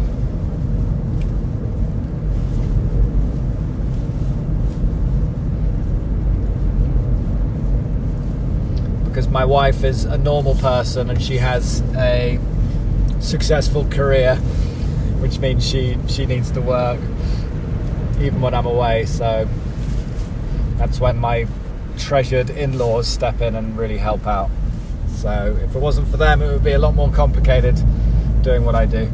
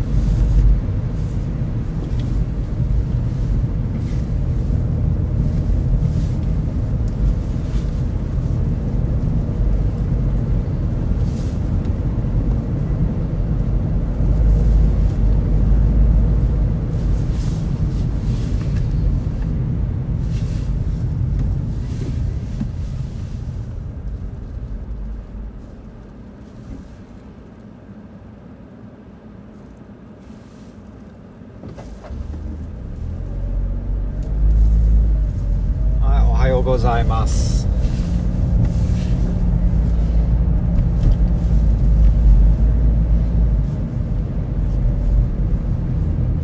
日本人の観客さん、ようこそ。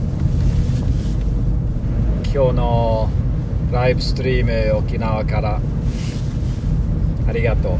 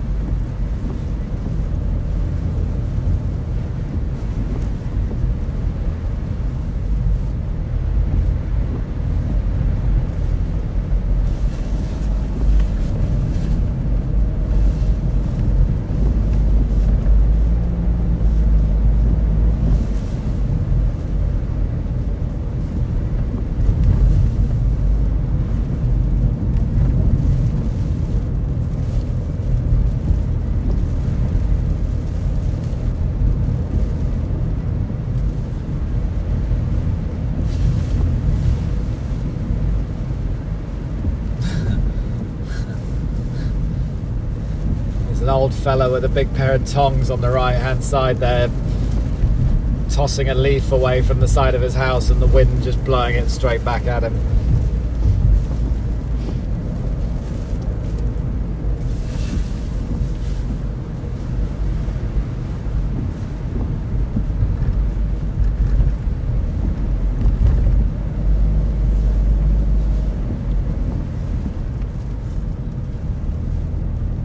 So we're just heading to Cape Chinan, which is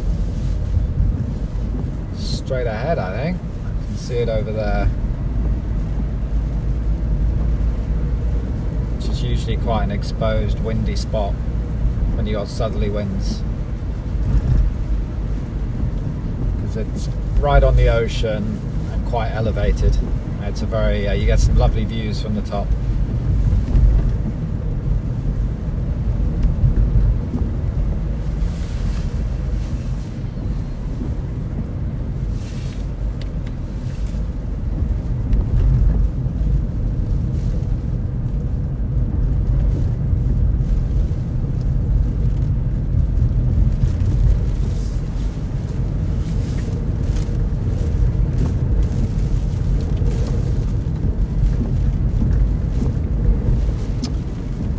On the road here.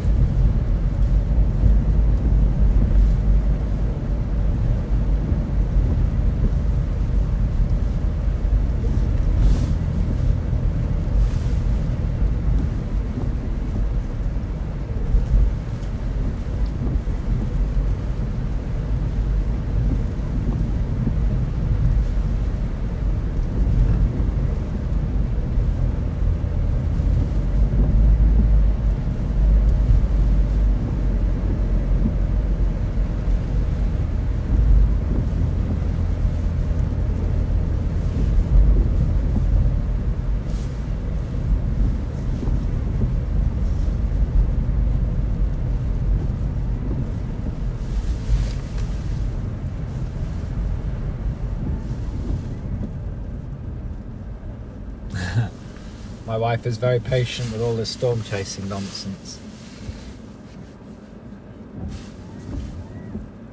Yeah, on our first date 20 years ago,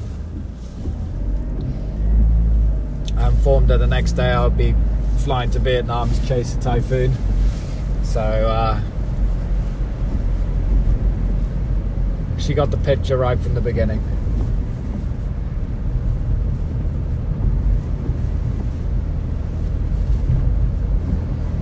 Alright, just arriving at my spot. Soon, I think.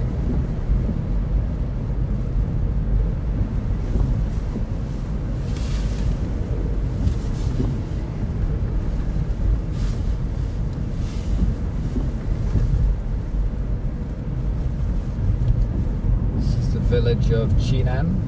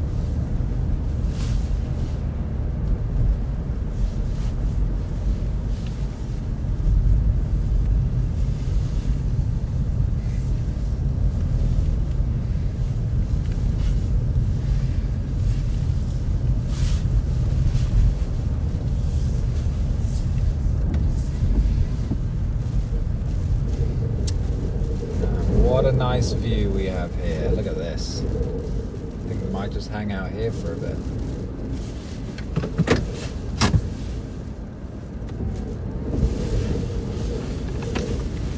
This is very, very nice view. How's that? All good? You can see the ocean. We've got the wipers being a little bit annoying, but there's not much I can do about that.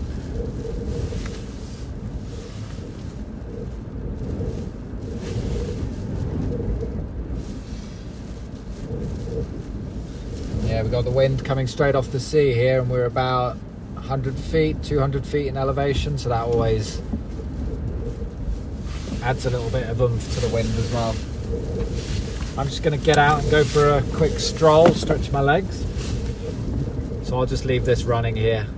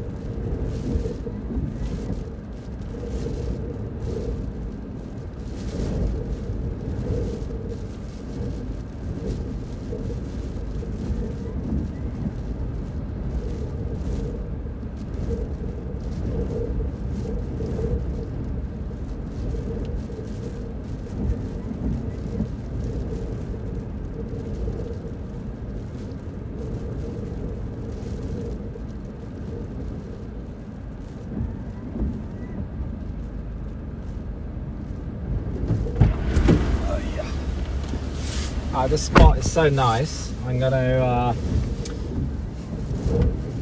get you guys out of the car and bring you with me. So I just need to get a couple of things set up first.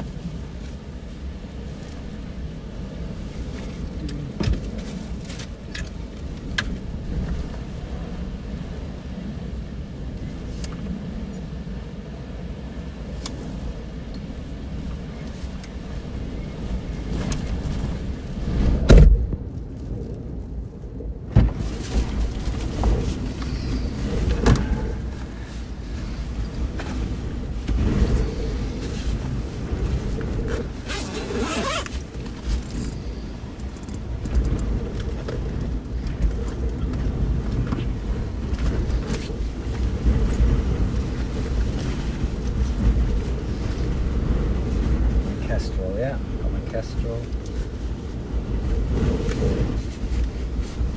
Just going to put you guys on the tripod and we'll just come out and show you this beautiful spot. Hold on. Yeah, where's that thing?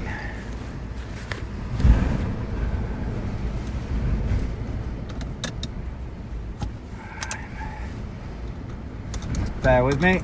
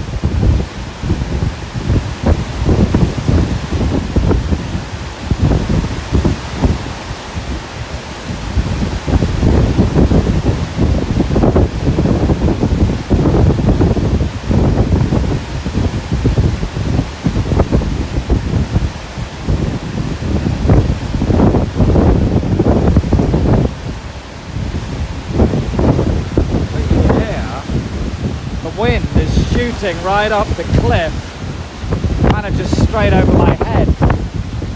Right here is actually quite sheltered. If I was 15 feet tall, I'd be getting blasted by the wind. Kind of neat.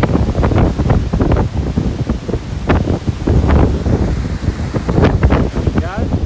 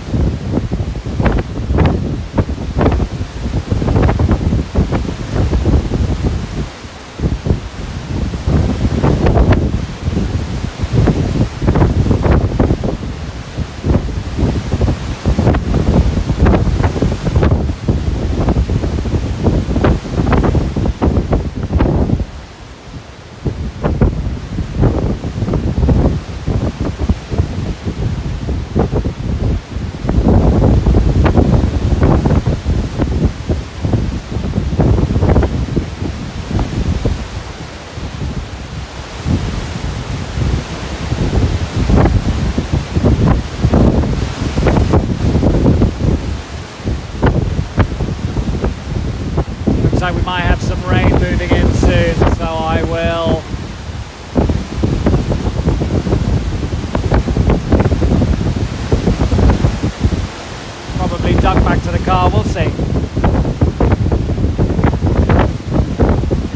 over there, but it's not raining here yet.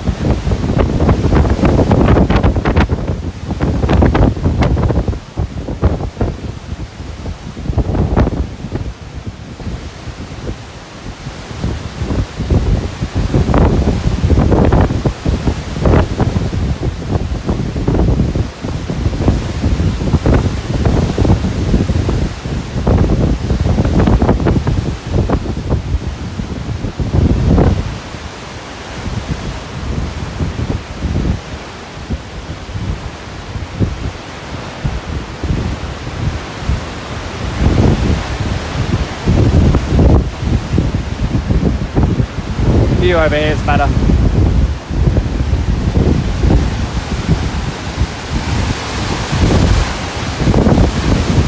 But as it was.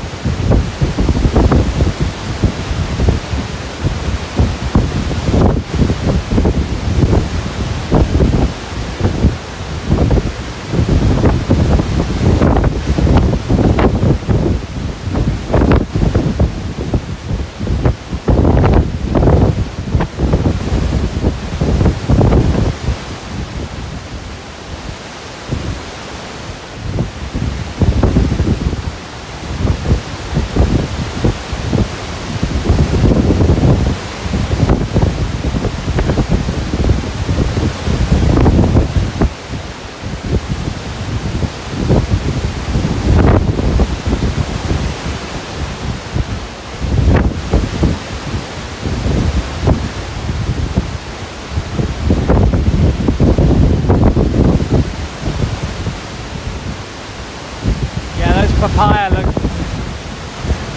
good. Not that one, but there are some other ones over there which look pretty good.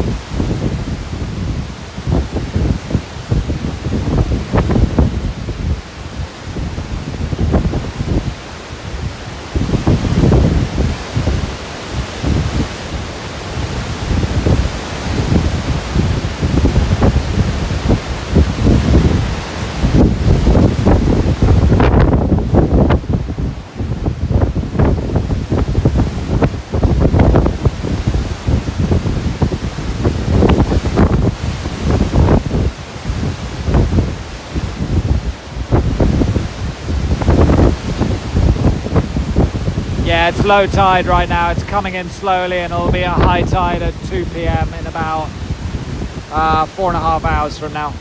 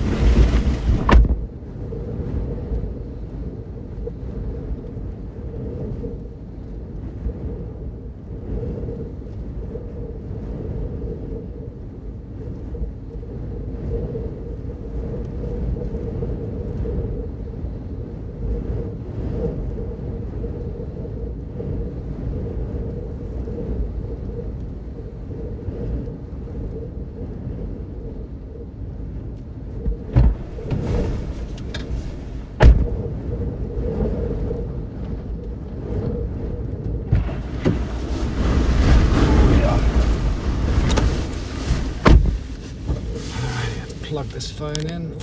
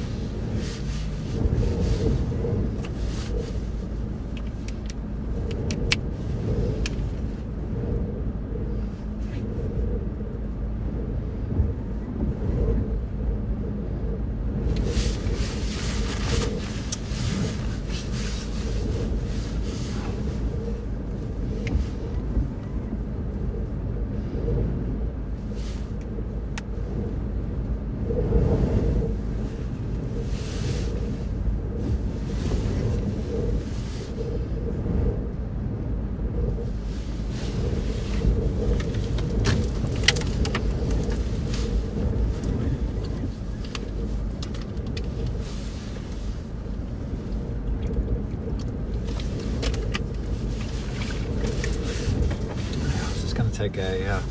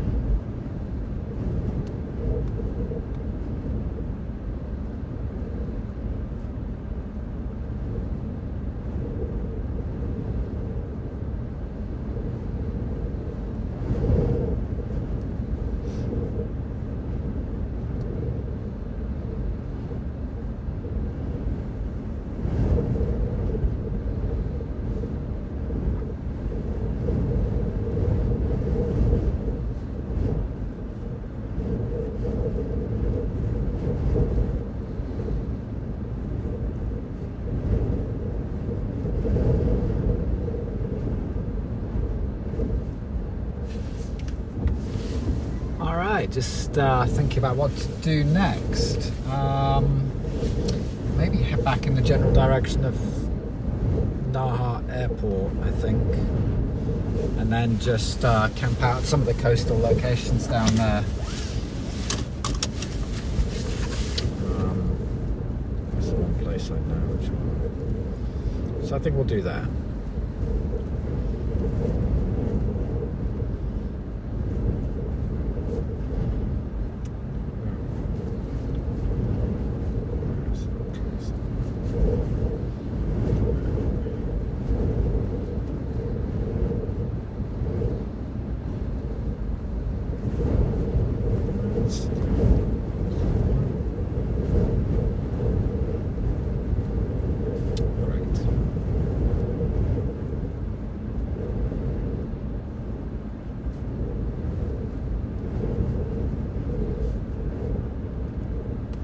I'm going to make my way slowly back to Naha, see what's going on.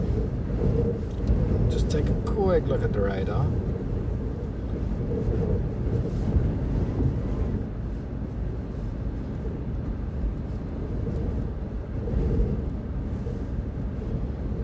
Alright, let's go. Got everything? Yeah, I think we're good.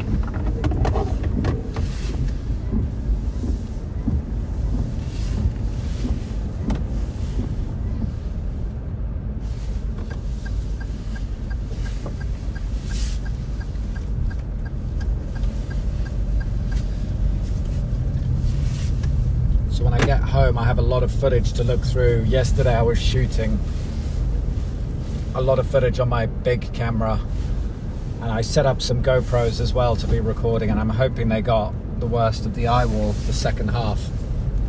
But I forgot to bring my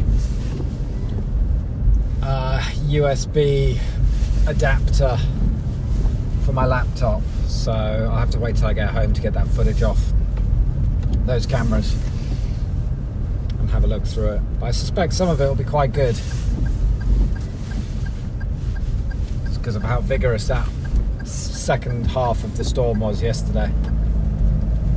And it's actually weakened now back to a category 1. It looks very much degraded on satellite imagery as well, so I'm not at all surprised by that.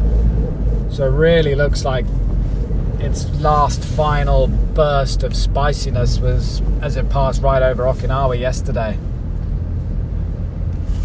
where it just suddenly decided to ramp up to like a spicy Cat 2. JTWC had it at 90 knots.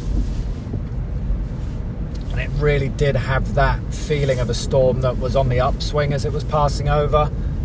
Just the way the intensity of the precipitation and the way the wind was blowing.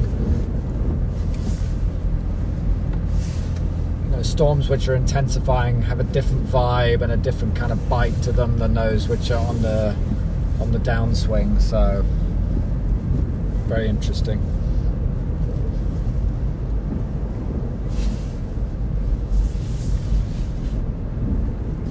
The radar presentation was remarkable. At one point when the typhoon was over the island, it had the perfect shape of like the tropical cyclone symbol that you see on weather maps.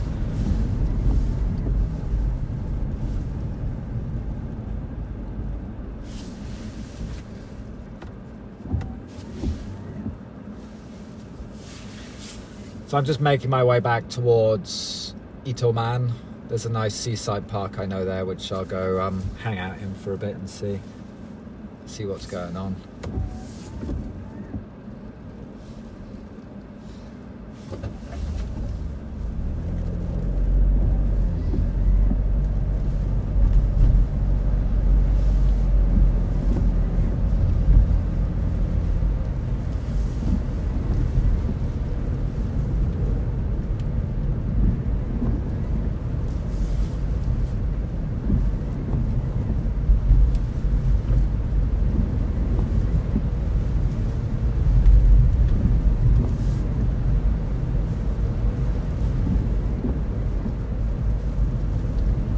So you go inland just a little bit and the wind totally drops off.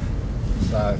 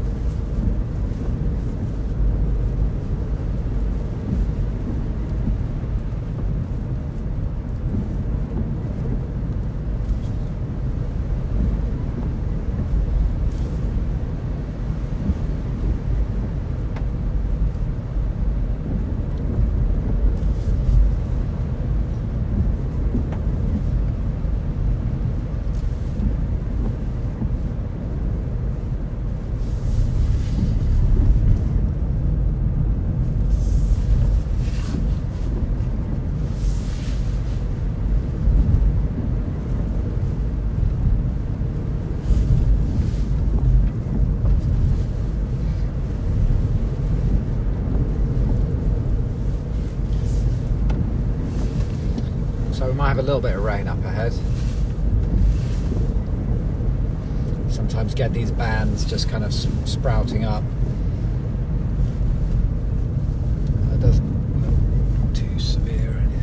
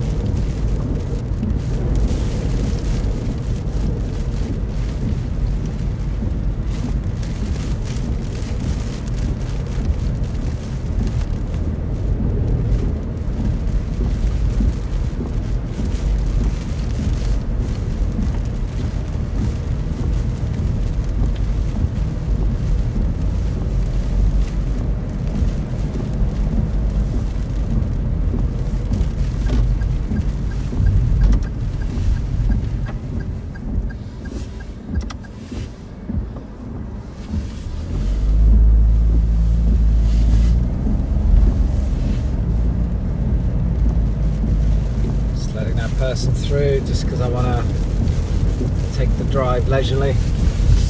Not in a great rush to get to where I'm going.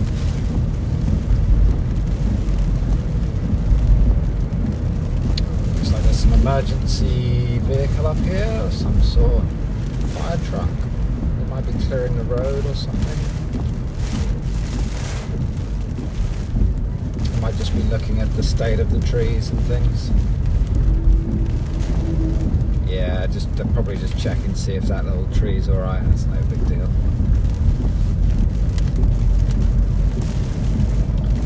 Yeah, in Japan, the emergency services will be out and about throughout the middle of the typhoon. If someone's getting in trouble and they need help, they will respond to the emergency. Kind of the way it works here.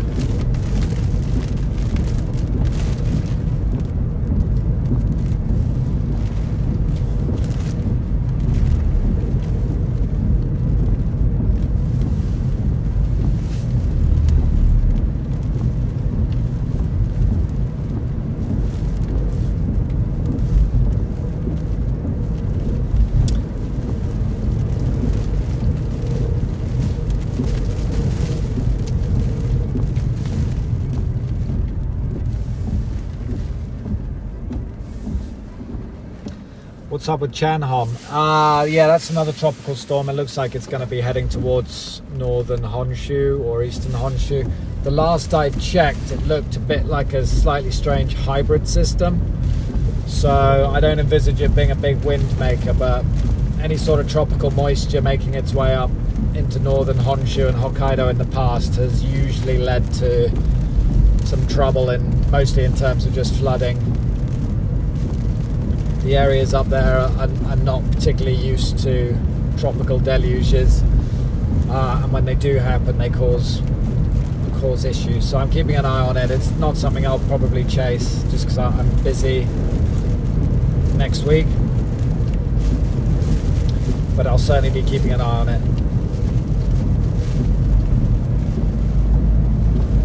And we've just had flooding in the Philippines as well from that tropical storm. Not sure what the name of it was, but which was hanging around over northern Luzon. Those kind of systems can be problematic as well, just the way they lurk around and dump lots of heavy rain in flood prone areas.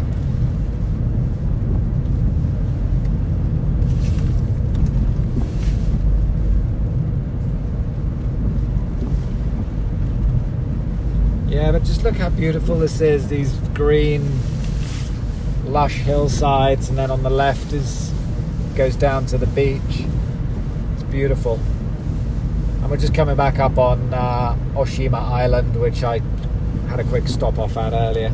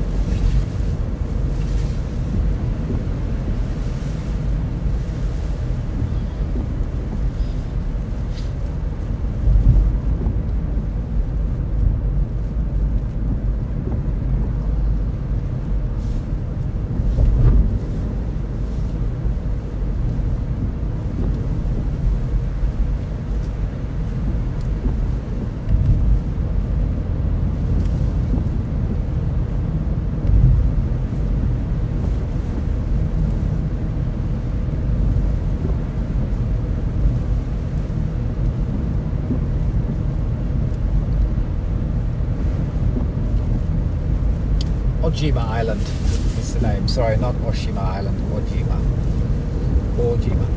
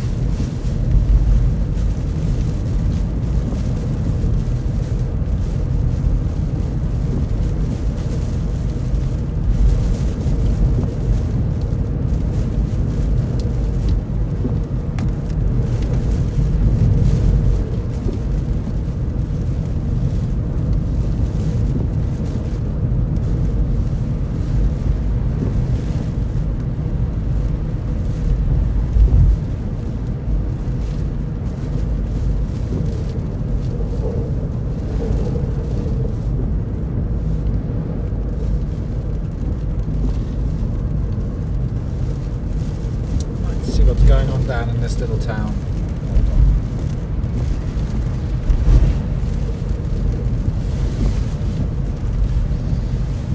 Might just go explore the waterfront down here.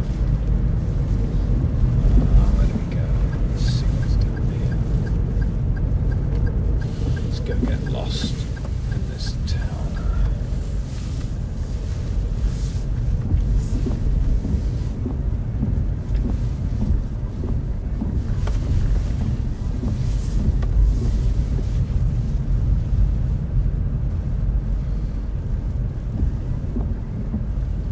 Been down here before. There's like a little fishing harbour and things. I might be getting stuck. No, I think I'm good. Down this way. Clear on the right. Clear on the left. Let's go down here and have a look.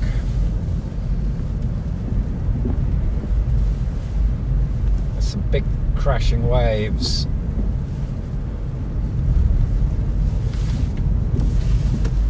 Beyond the seawall. Go have a look.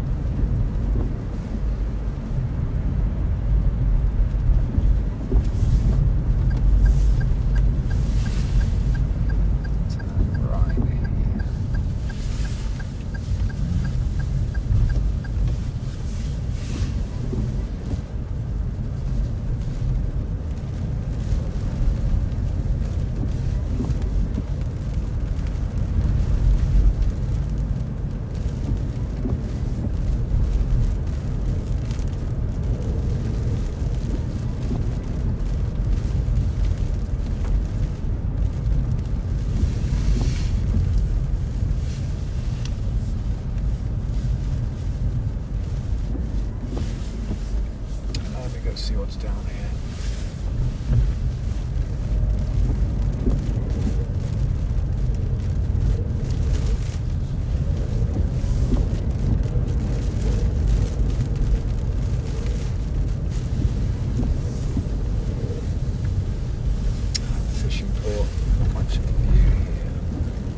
find a place where there's a bit of a view. Might need to go higher up, so there is a parking lot up there, so I'll just swing around and head up there instead.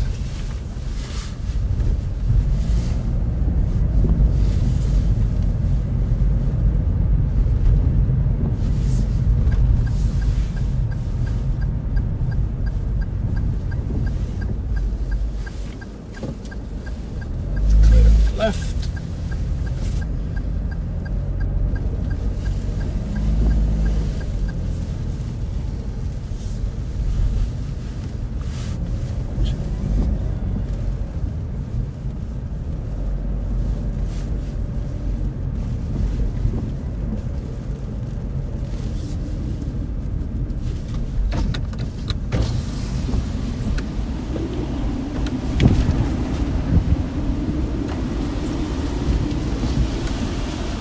Hear the wind howling through the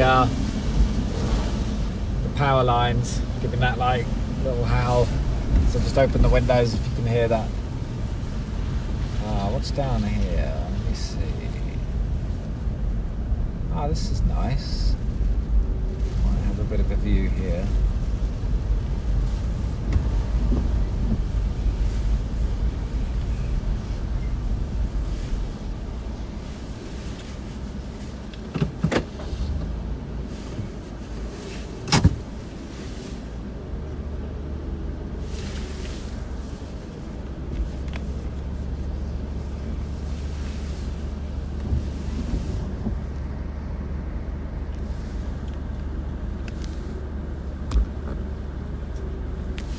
Let's get out and have a quick look.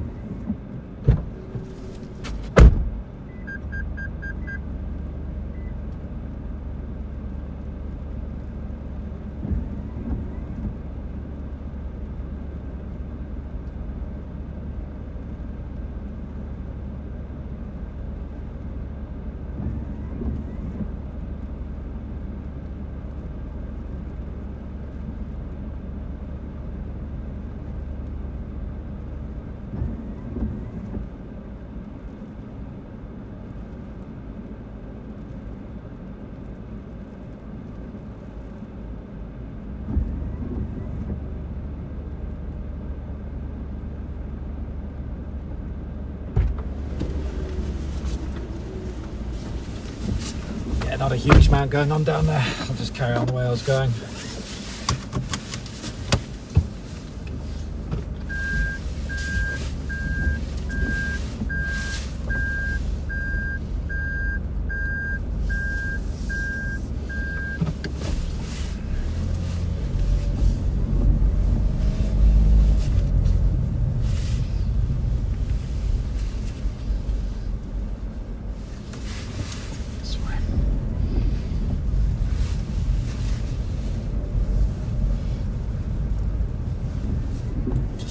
This a bit. Get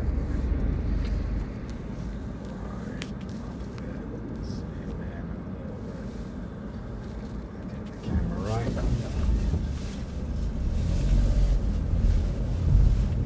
Okay, I think that's good.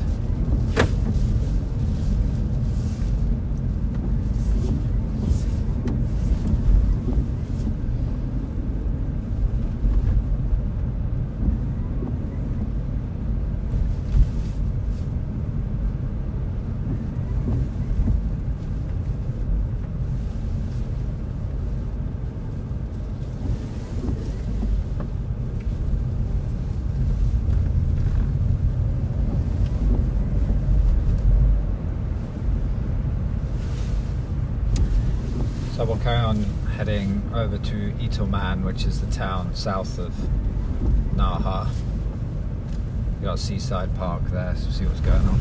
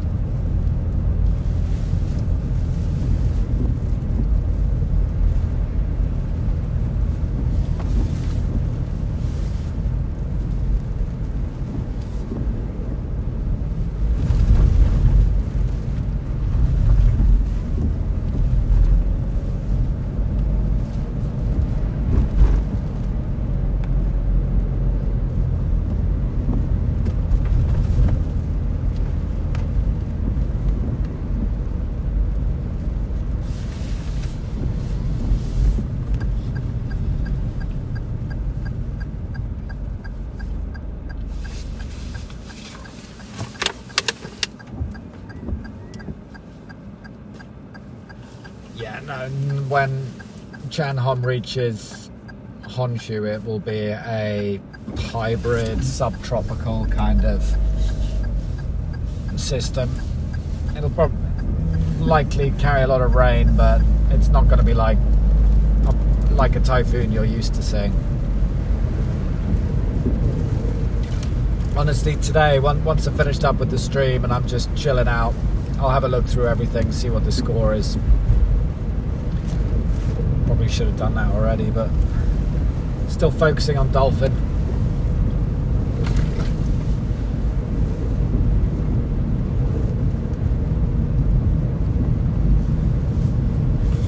So it's 11:45 now in Okinawa. Everyone's having a pretty lazy Saturday here. There's not many cars on the road.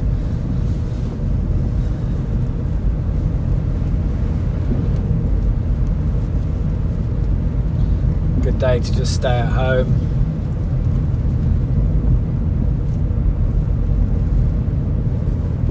The worst of the typhoon avoided this area yesterday, so there's no issues with power outages down here. That's mostly confined to the northern parts of the island.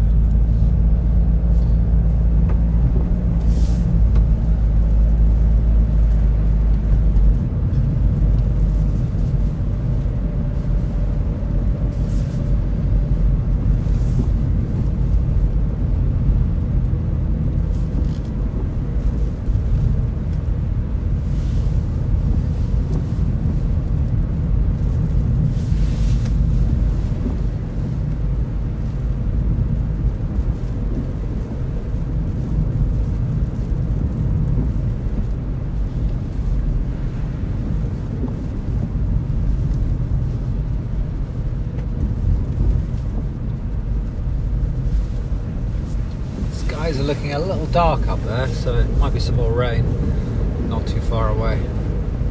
Shall see.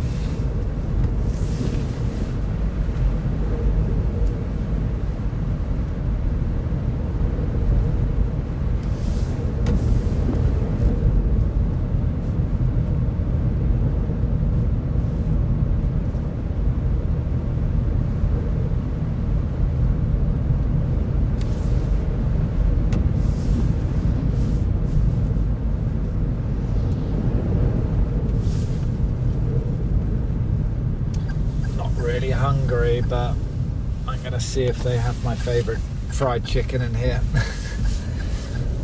My apologies, they might not have it since the typhoon has disrupted deliveries and stuff, but we shall see. I will be 2 minutes. Just grabbing a quick fried chicken takeout. 1 second.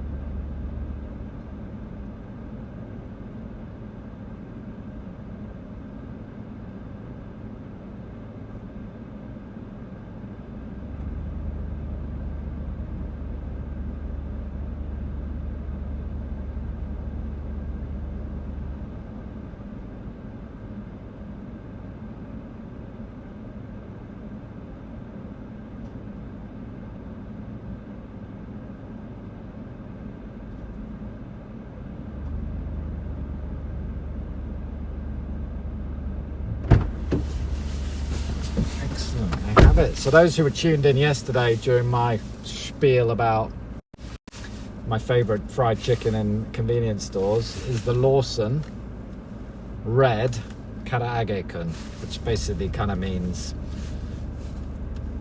Mr. Karaage, kind of in a casual way.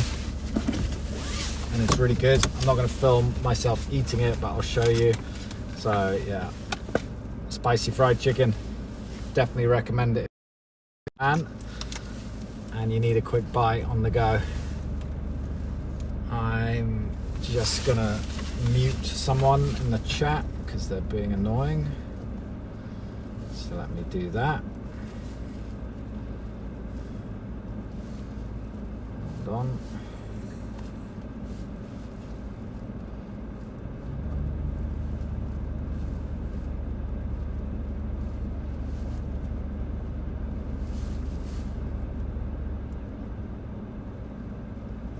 Alright, bye Freddie. If you can't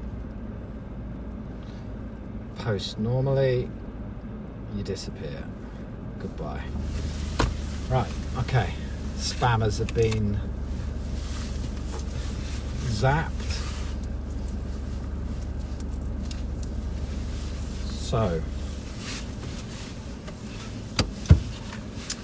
let's carry on as we were.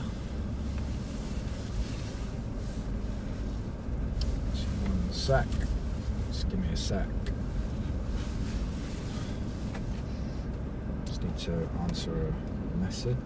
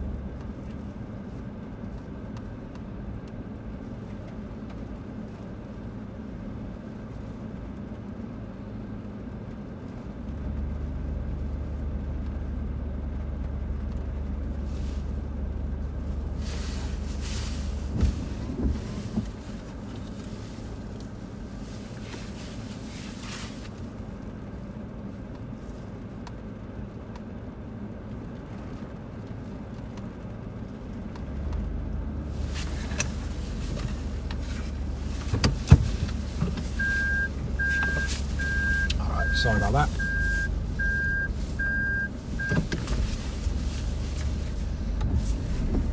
Alright, let's carry on. Heading back to Itoman, to the seaside park there to see how things are.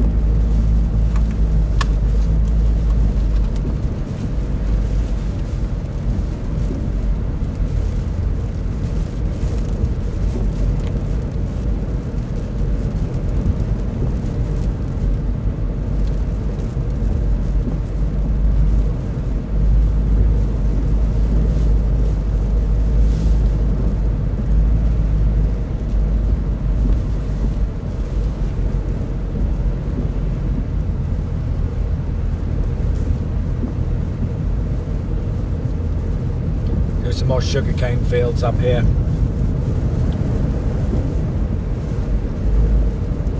Crop which is very common sight on Miyakojima Island. You see a little bit of it in Okinawa, that on the left, sugar.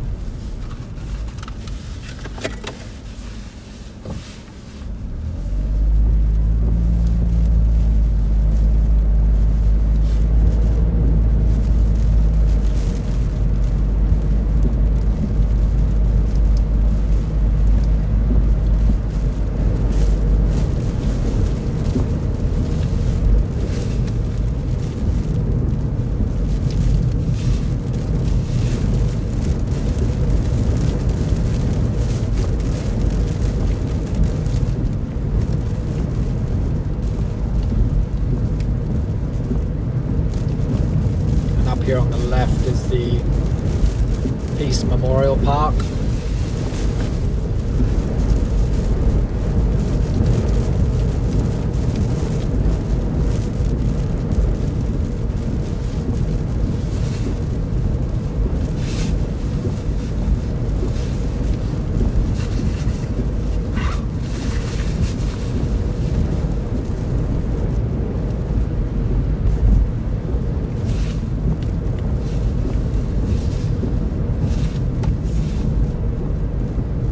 A bit more wind down here, might just be a little bit more exposed to the south.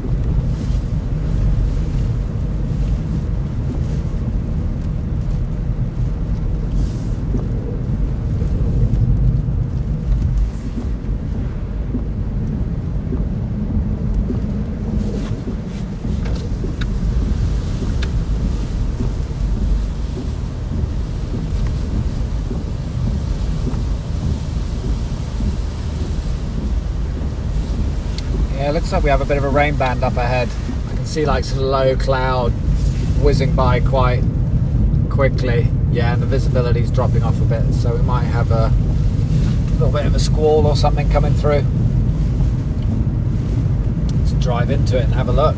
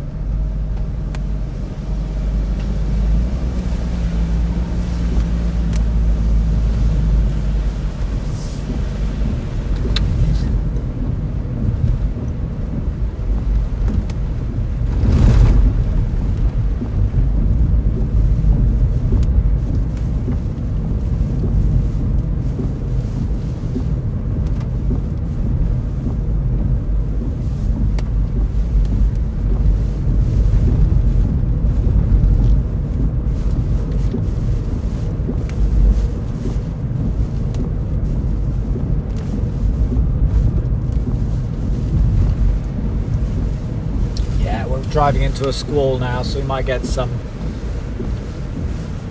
heavy rain and a few gusty winds with this one. Let's have a look.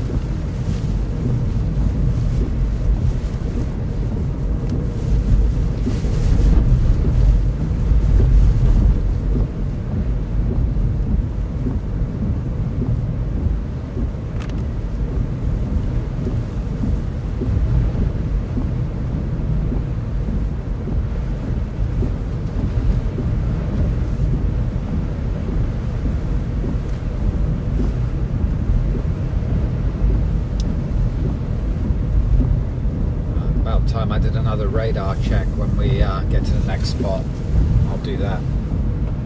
It's about another 5 minutes or so. Yeah, those clouds are really whizzing by fast, low and fast.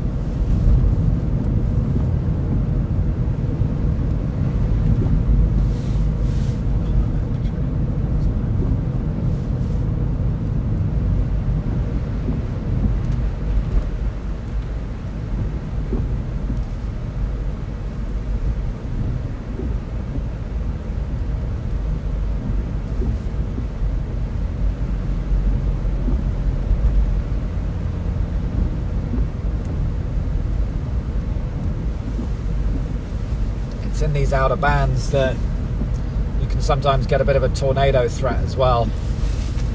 I've never actually seen one, but this is kind of when they can happen. That's beyond my realm of expertise, tornadoes.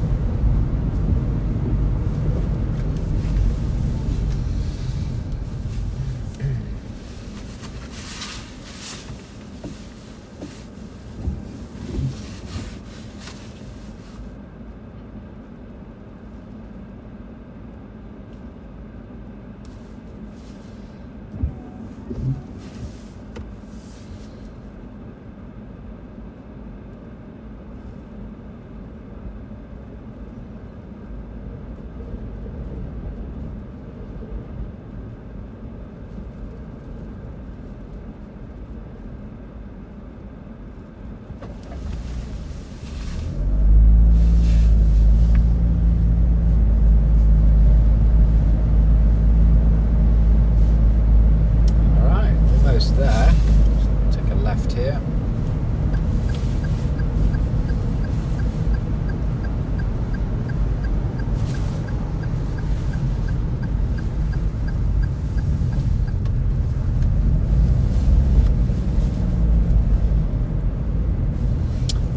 Go hang out at the seaside park for a little bit.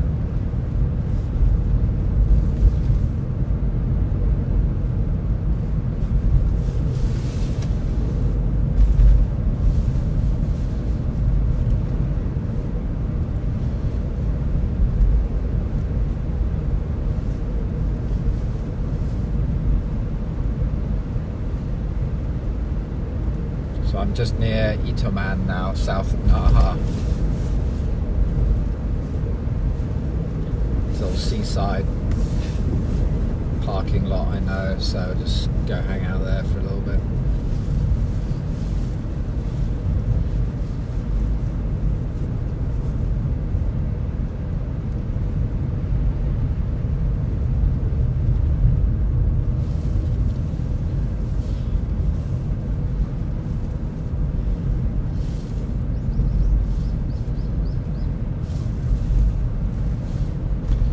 Quite nice houses around here.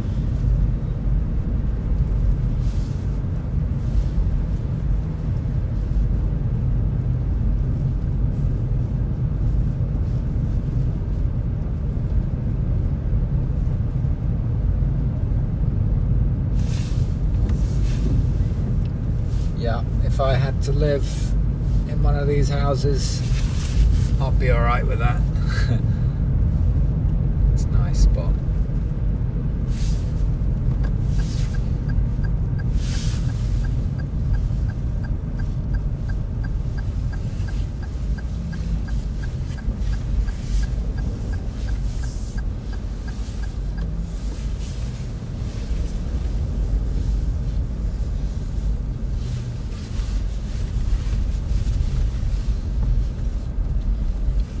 Get out, and then if there's a bit of a sheltered spot, I'll set up the tripod again and just hang out by the beach.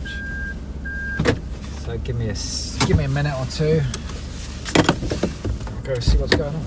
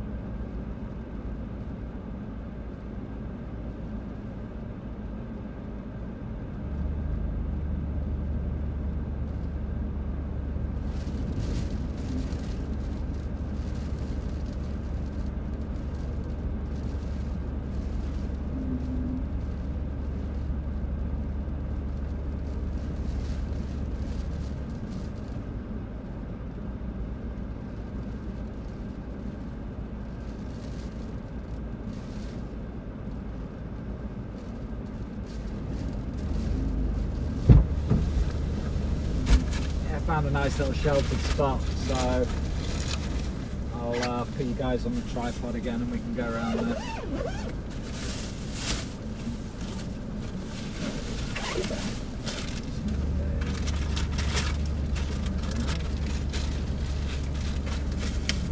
God.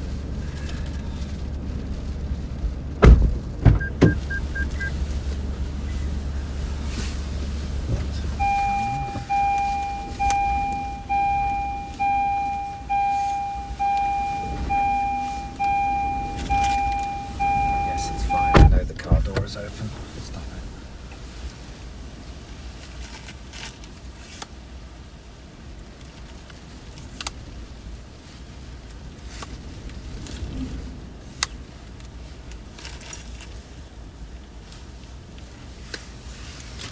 Alright, just gonna get you guys.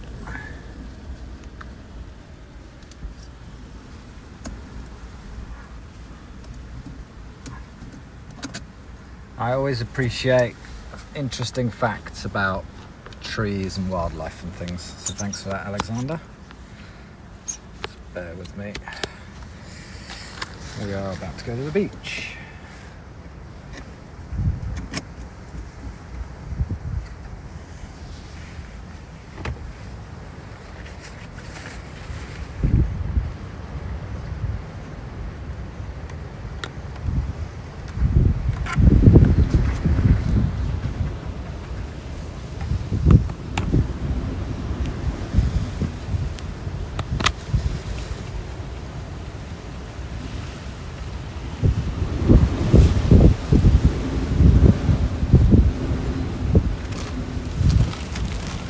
Take a look.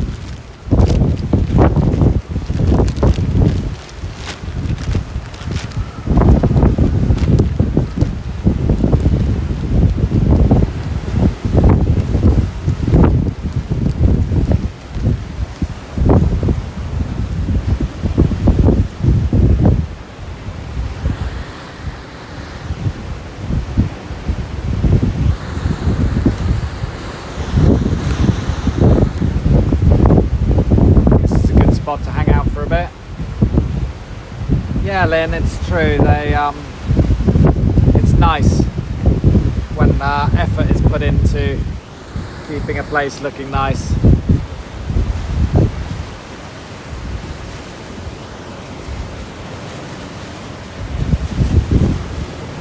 All right, we'll just hang out here for a bit, I think.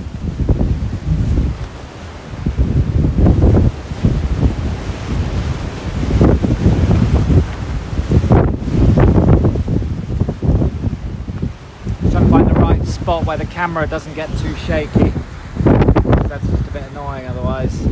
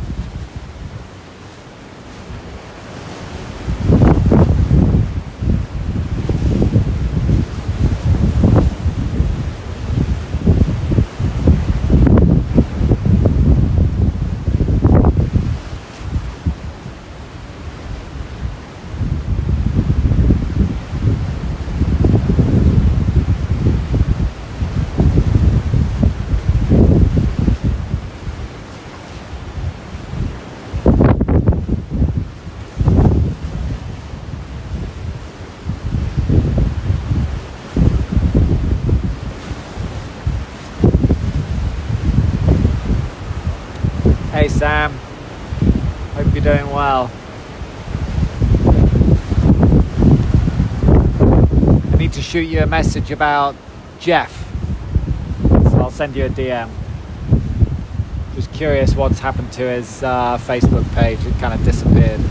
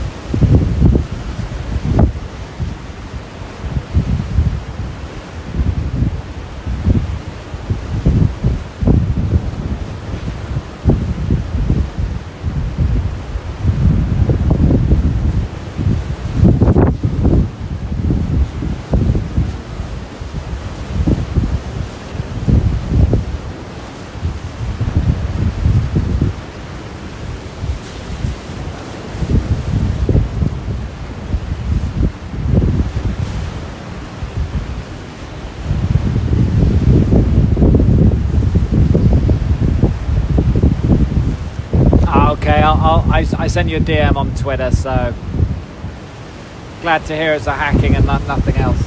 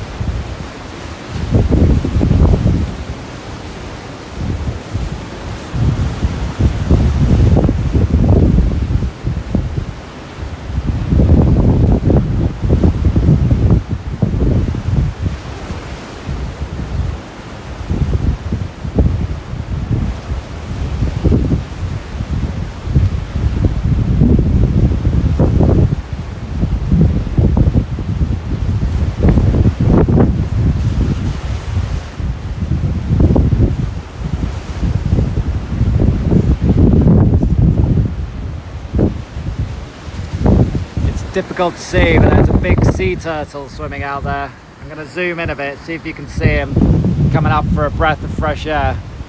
I just spotted him.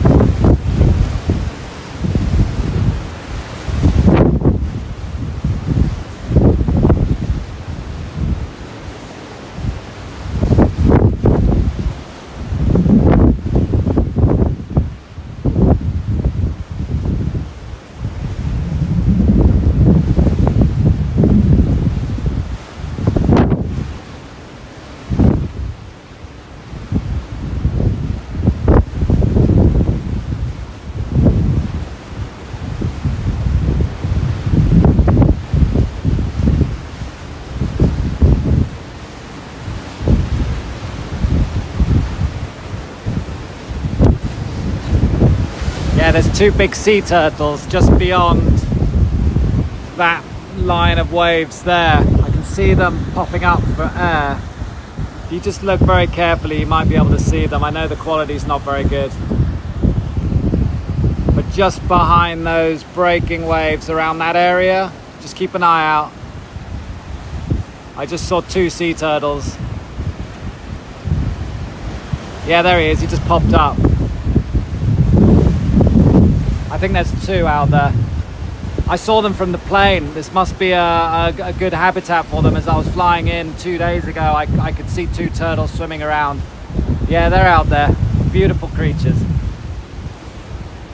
Just beyond where those little waves are breaking in the foreground. Let's see if they come closer to shore.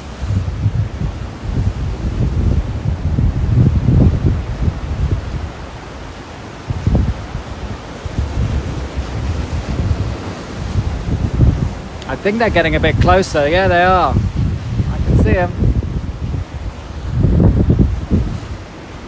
That'd be really nice if they got in real close.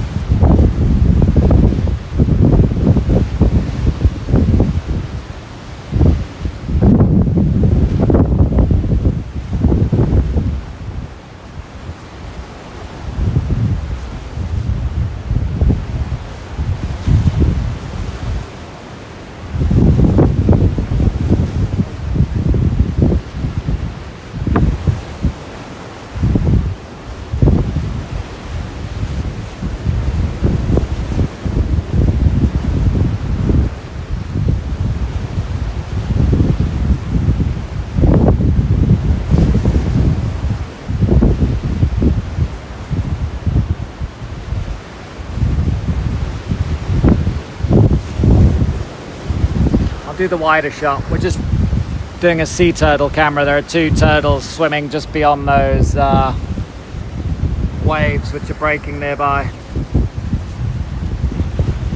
If I see them getting any closer, I'll try and put the camera on them.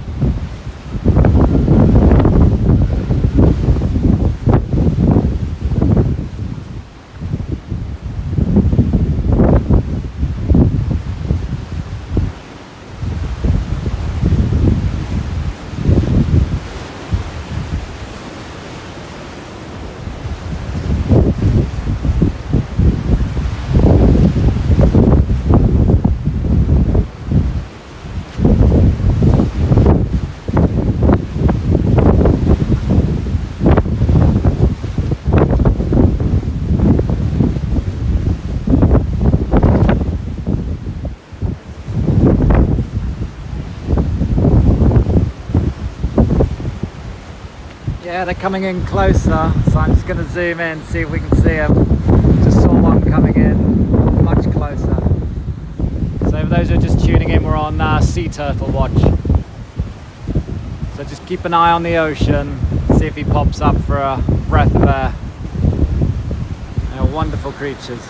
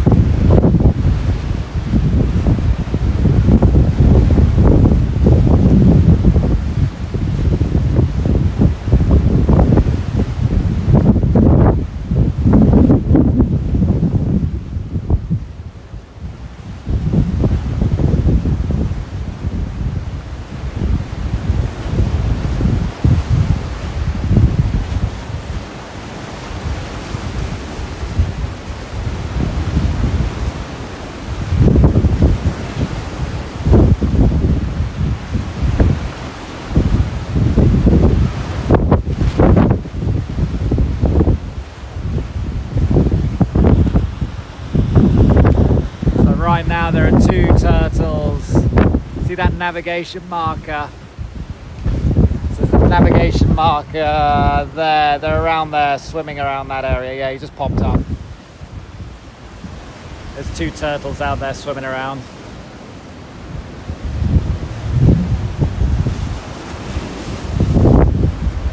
They must be quite big because I can see them very clearly from this far away. Oh, there, yeah, he just popped up again.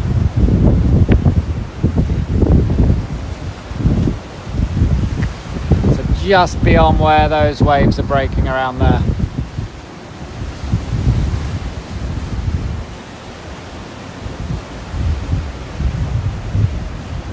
Yeah, that's it. Their heads pop out of the water as they're taking a breath.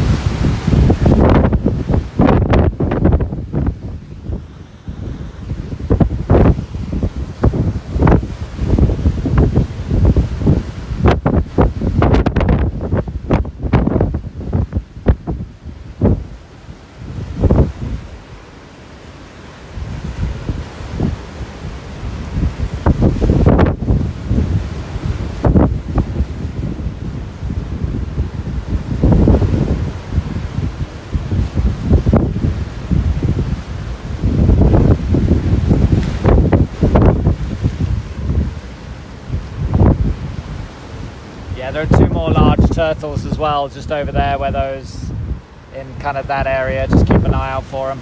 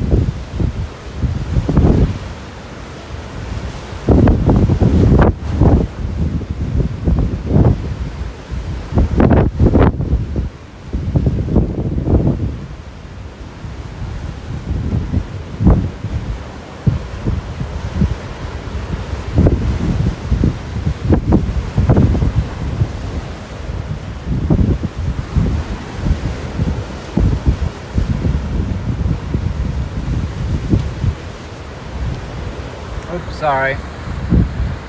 Camera got knocked down a bit.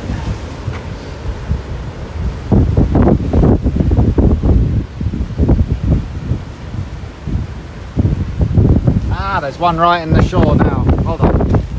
Show show you. He's just down there. Just saw his head pop up. Knew they're coming close. Just waiting for it. Right, we're on turtle watch. See if he comes up again.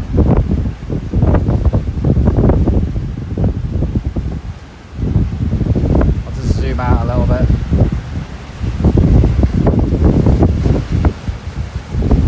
The water's a little sandier here, so it's difficult to see. Keep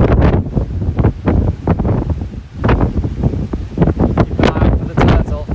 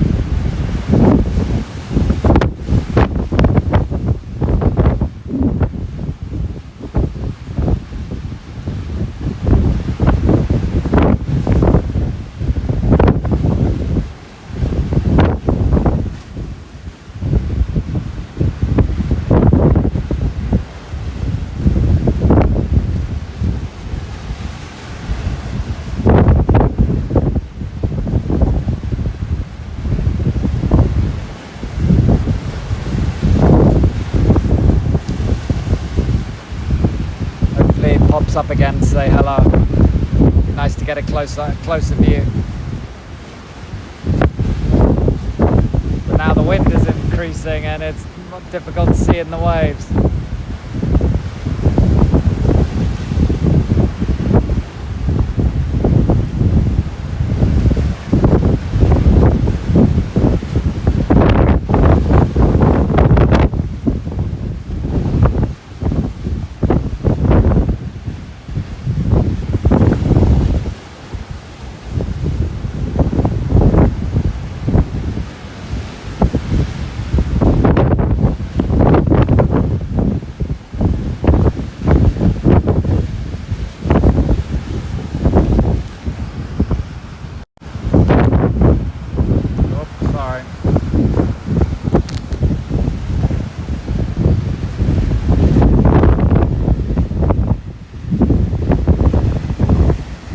Oh, there he is. Yeah, there he is. See him. Just near that wave around there.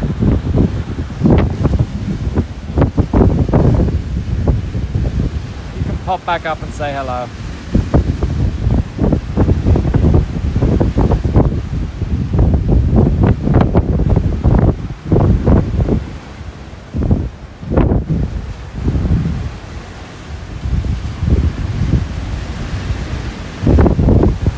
Those of you just tuning in, we're here in Itoman by the seaside park, on the lookout for sea turtles,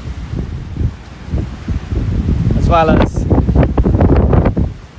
checking out what the typhoon is doing.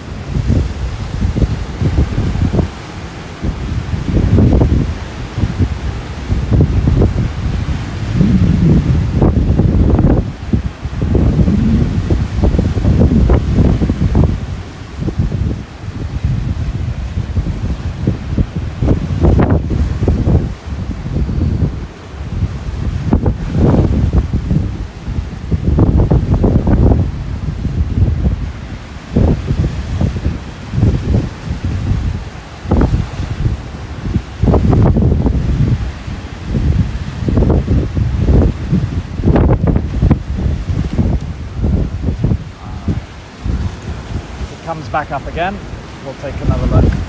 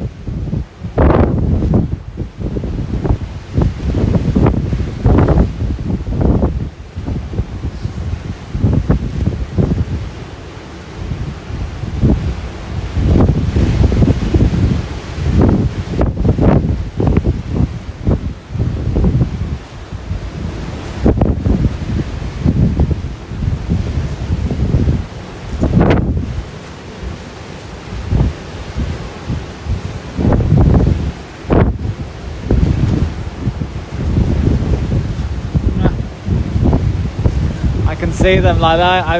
I think they're playing in the waves over there. They're kind of like cresting over the top of them, and they're kind of staying near where the water is quite rough, so I think those turtles out there are having a good time.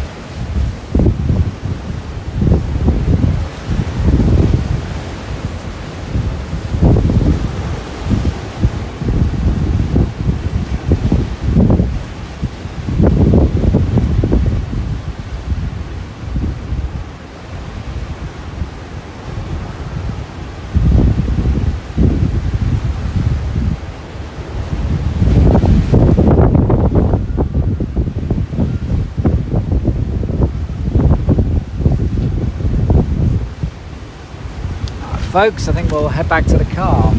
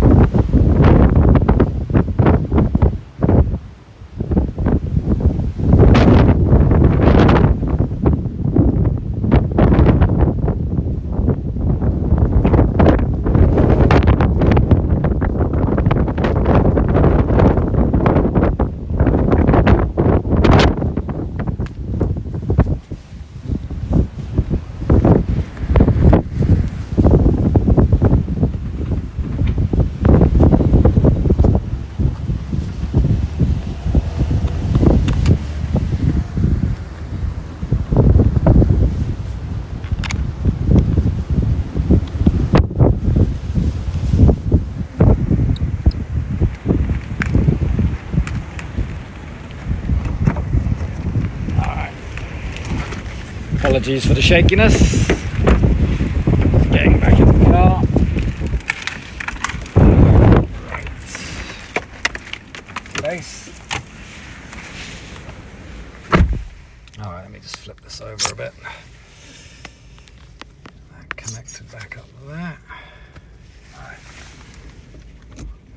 Let's see what the waves are like up at that cape.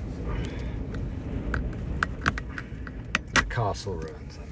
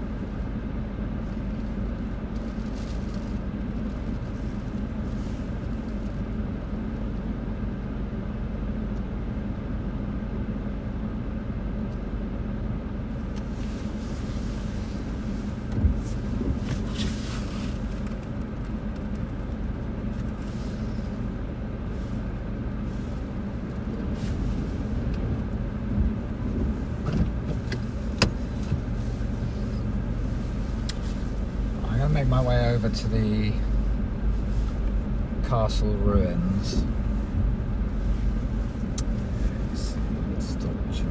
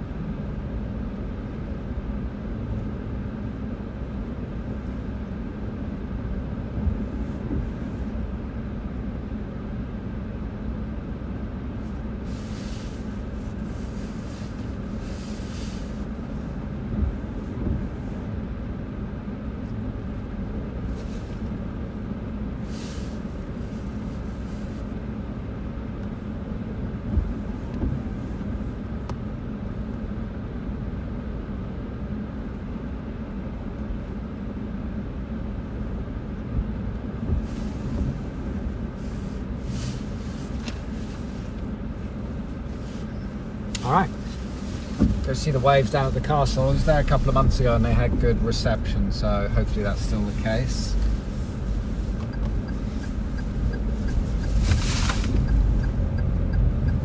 That's a nice nice spot for wave watching. It might be a little bit windy and exposed, but we'll see.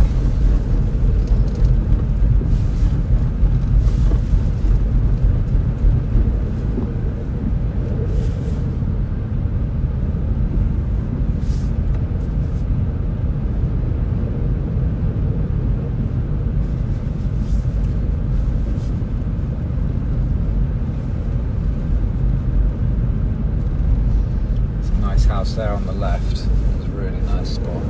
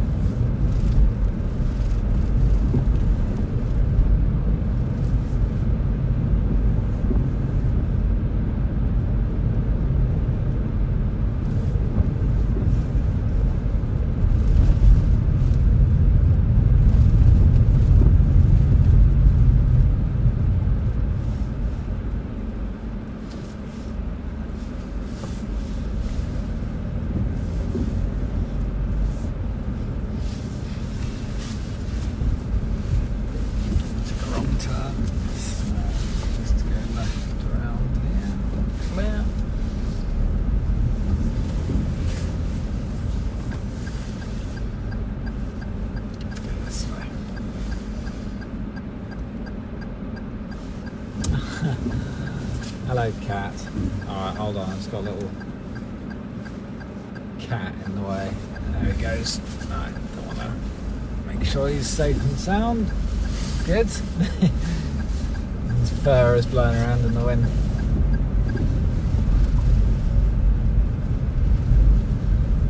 Oh, we're on the right road now. Oh, I am getting a nap attack.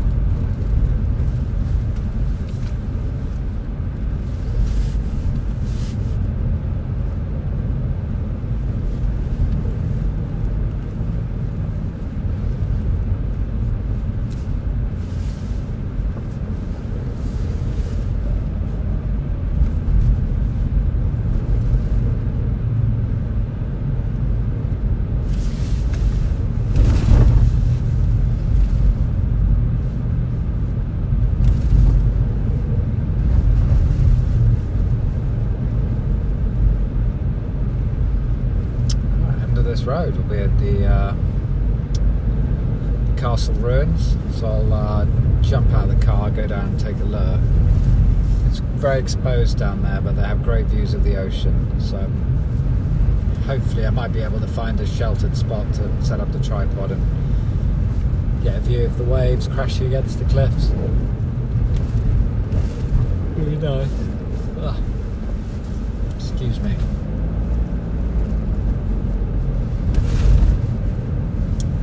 The phone signal sticks around as well.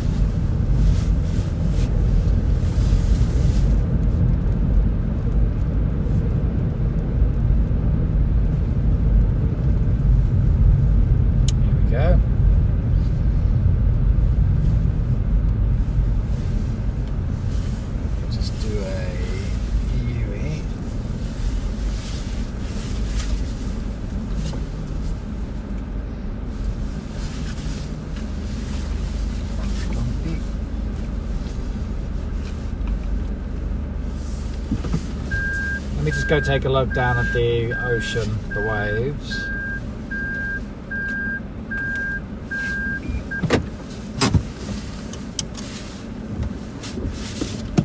I'll be back in a minute or two.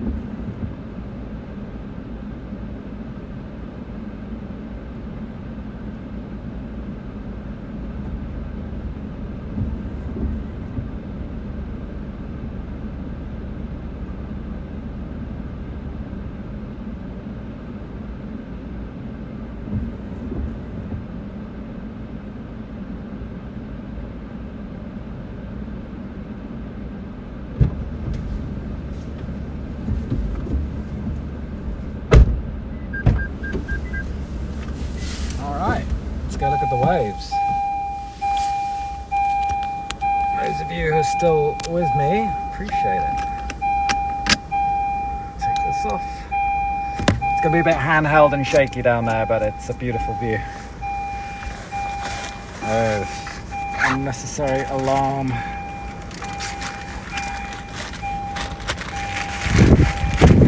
Yes, I know the door.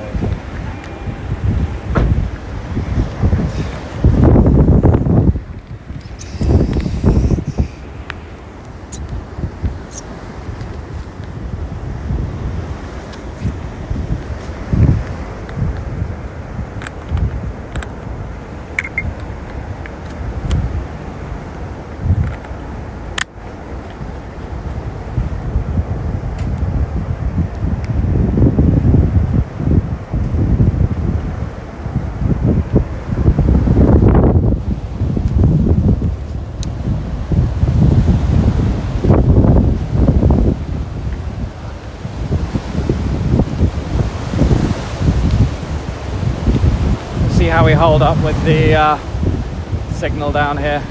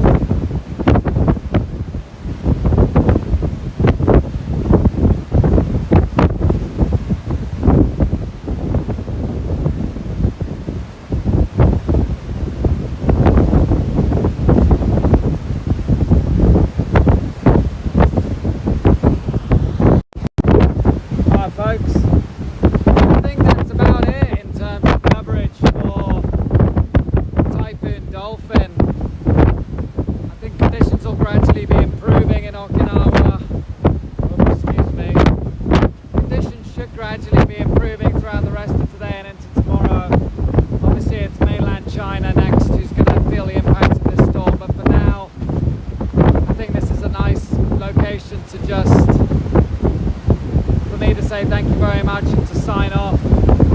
And I'll be going live again whenever the next typhoon spins up. Who knows when that'll be, but probably in the next few weeks or so. So just, yeah, thanks for everyone who's been in the chat, liking, supporting the channel. I really appreciate it. Have a good one.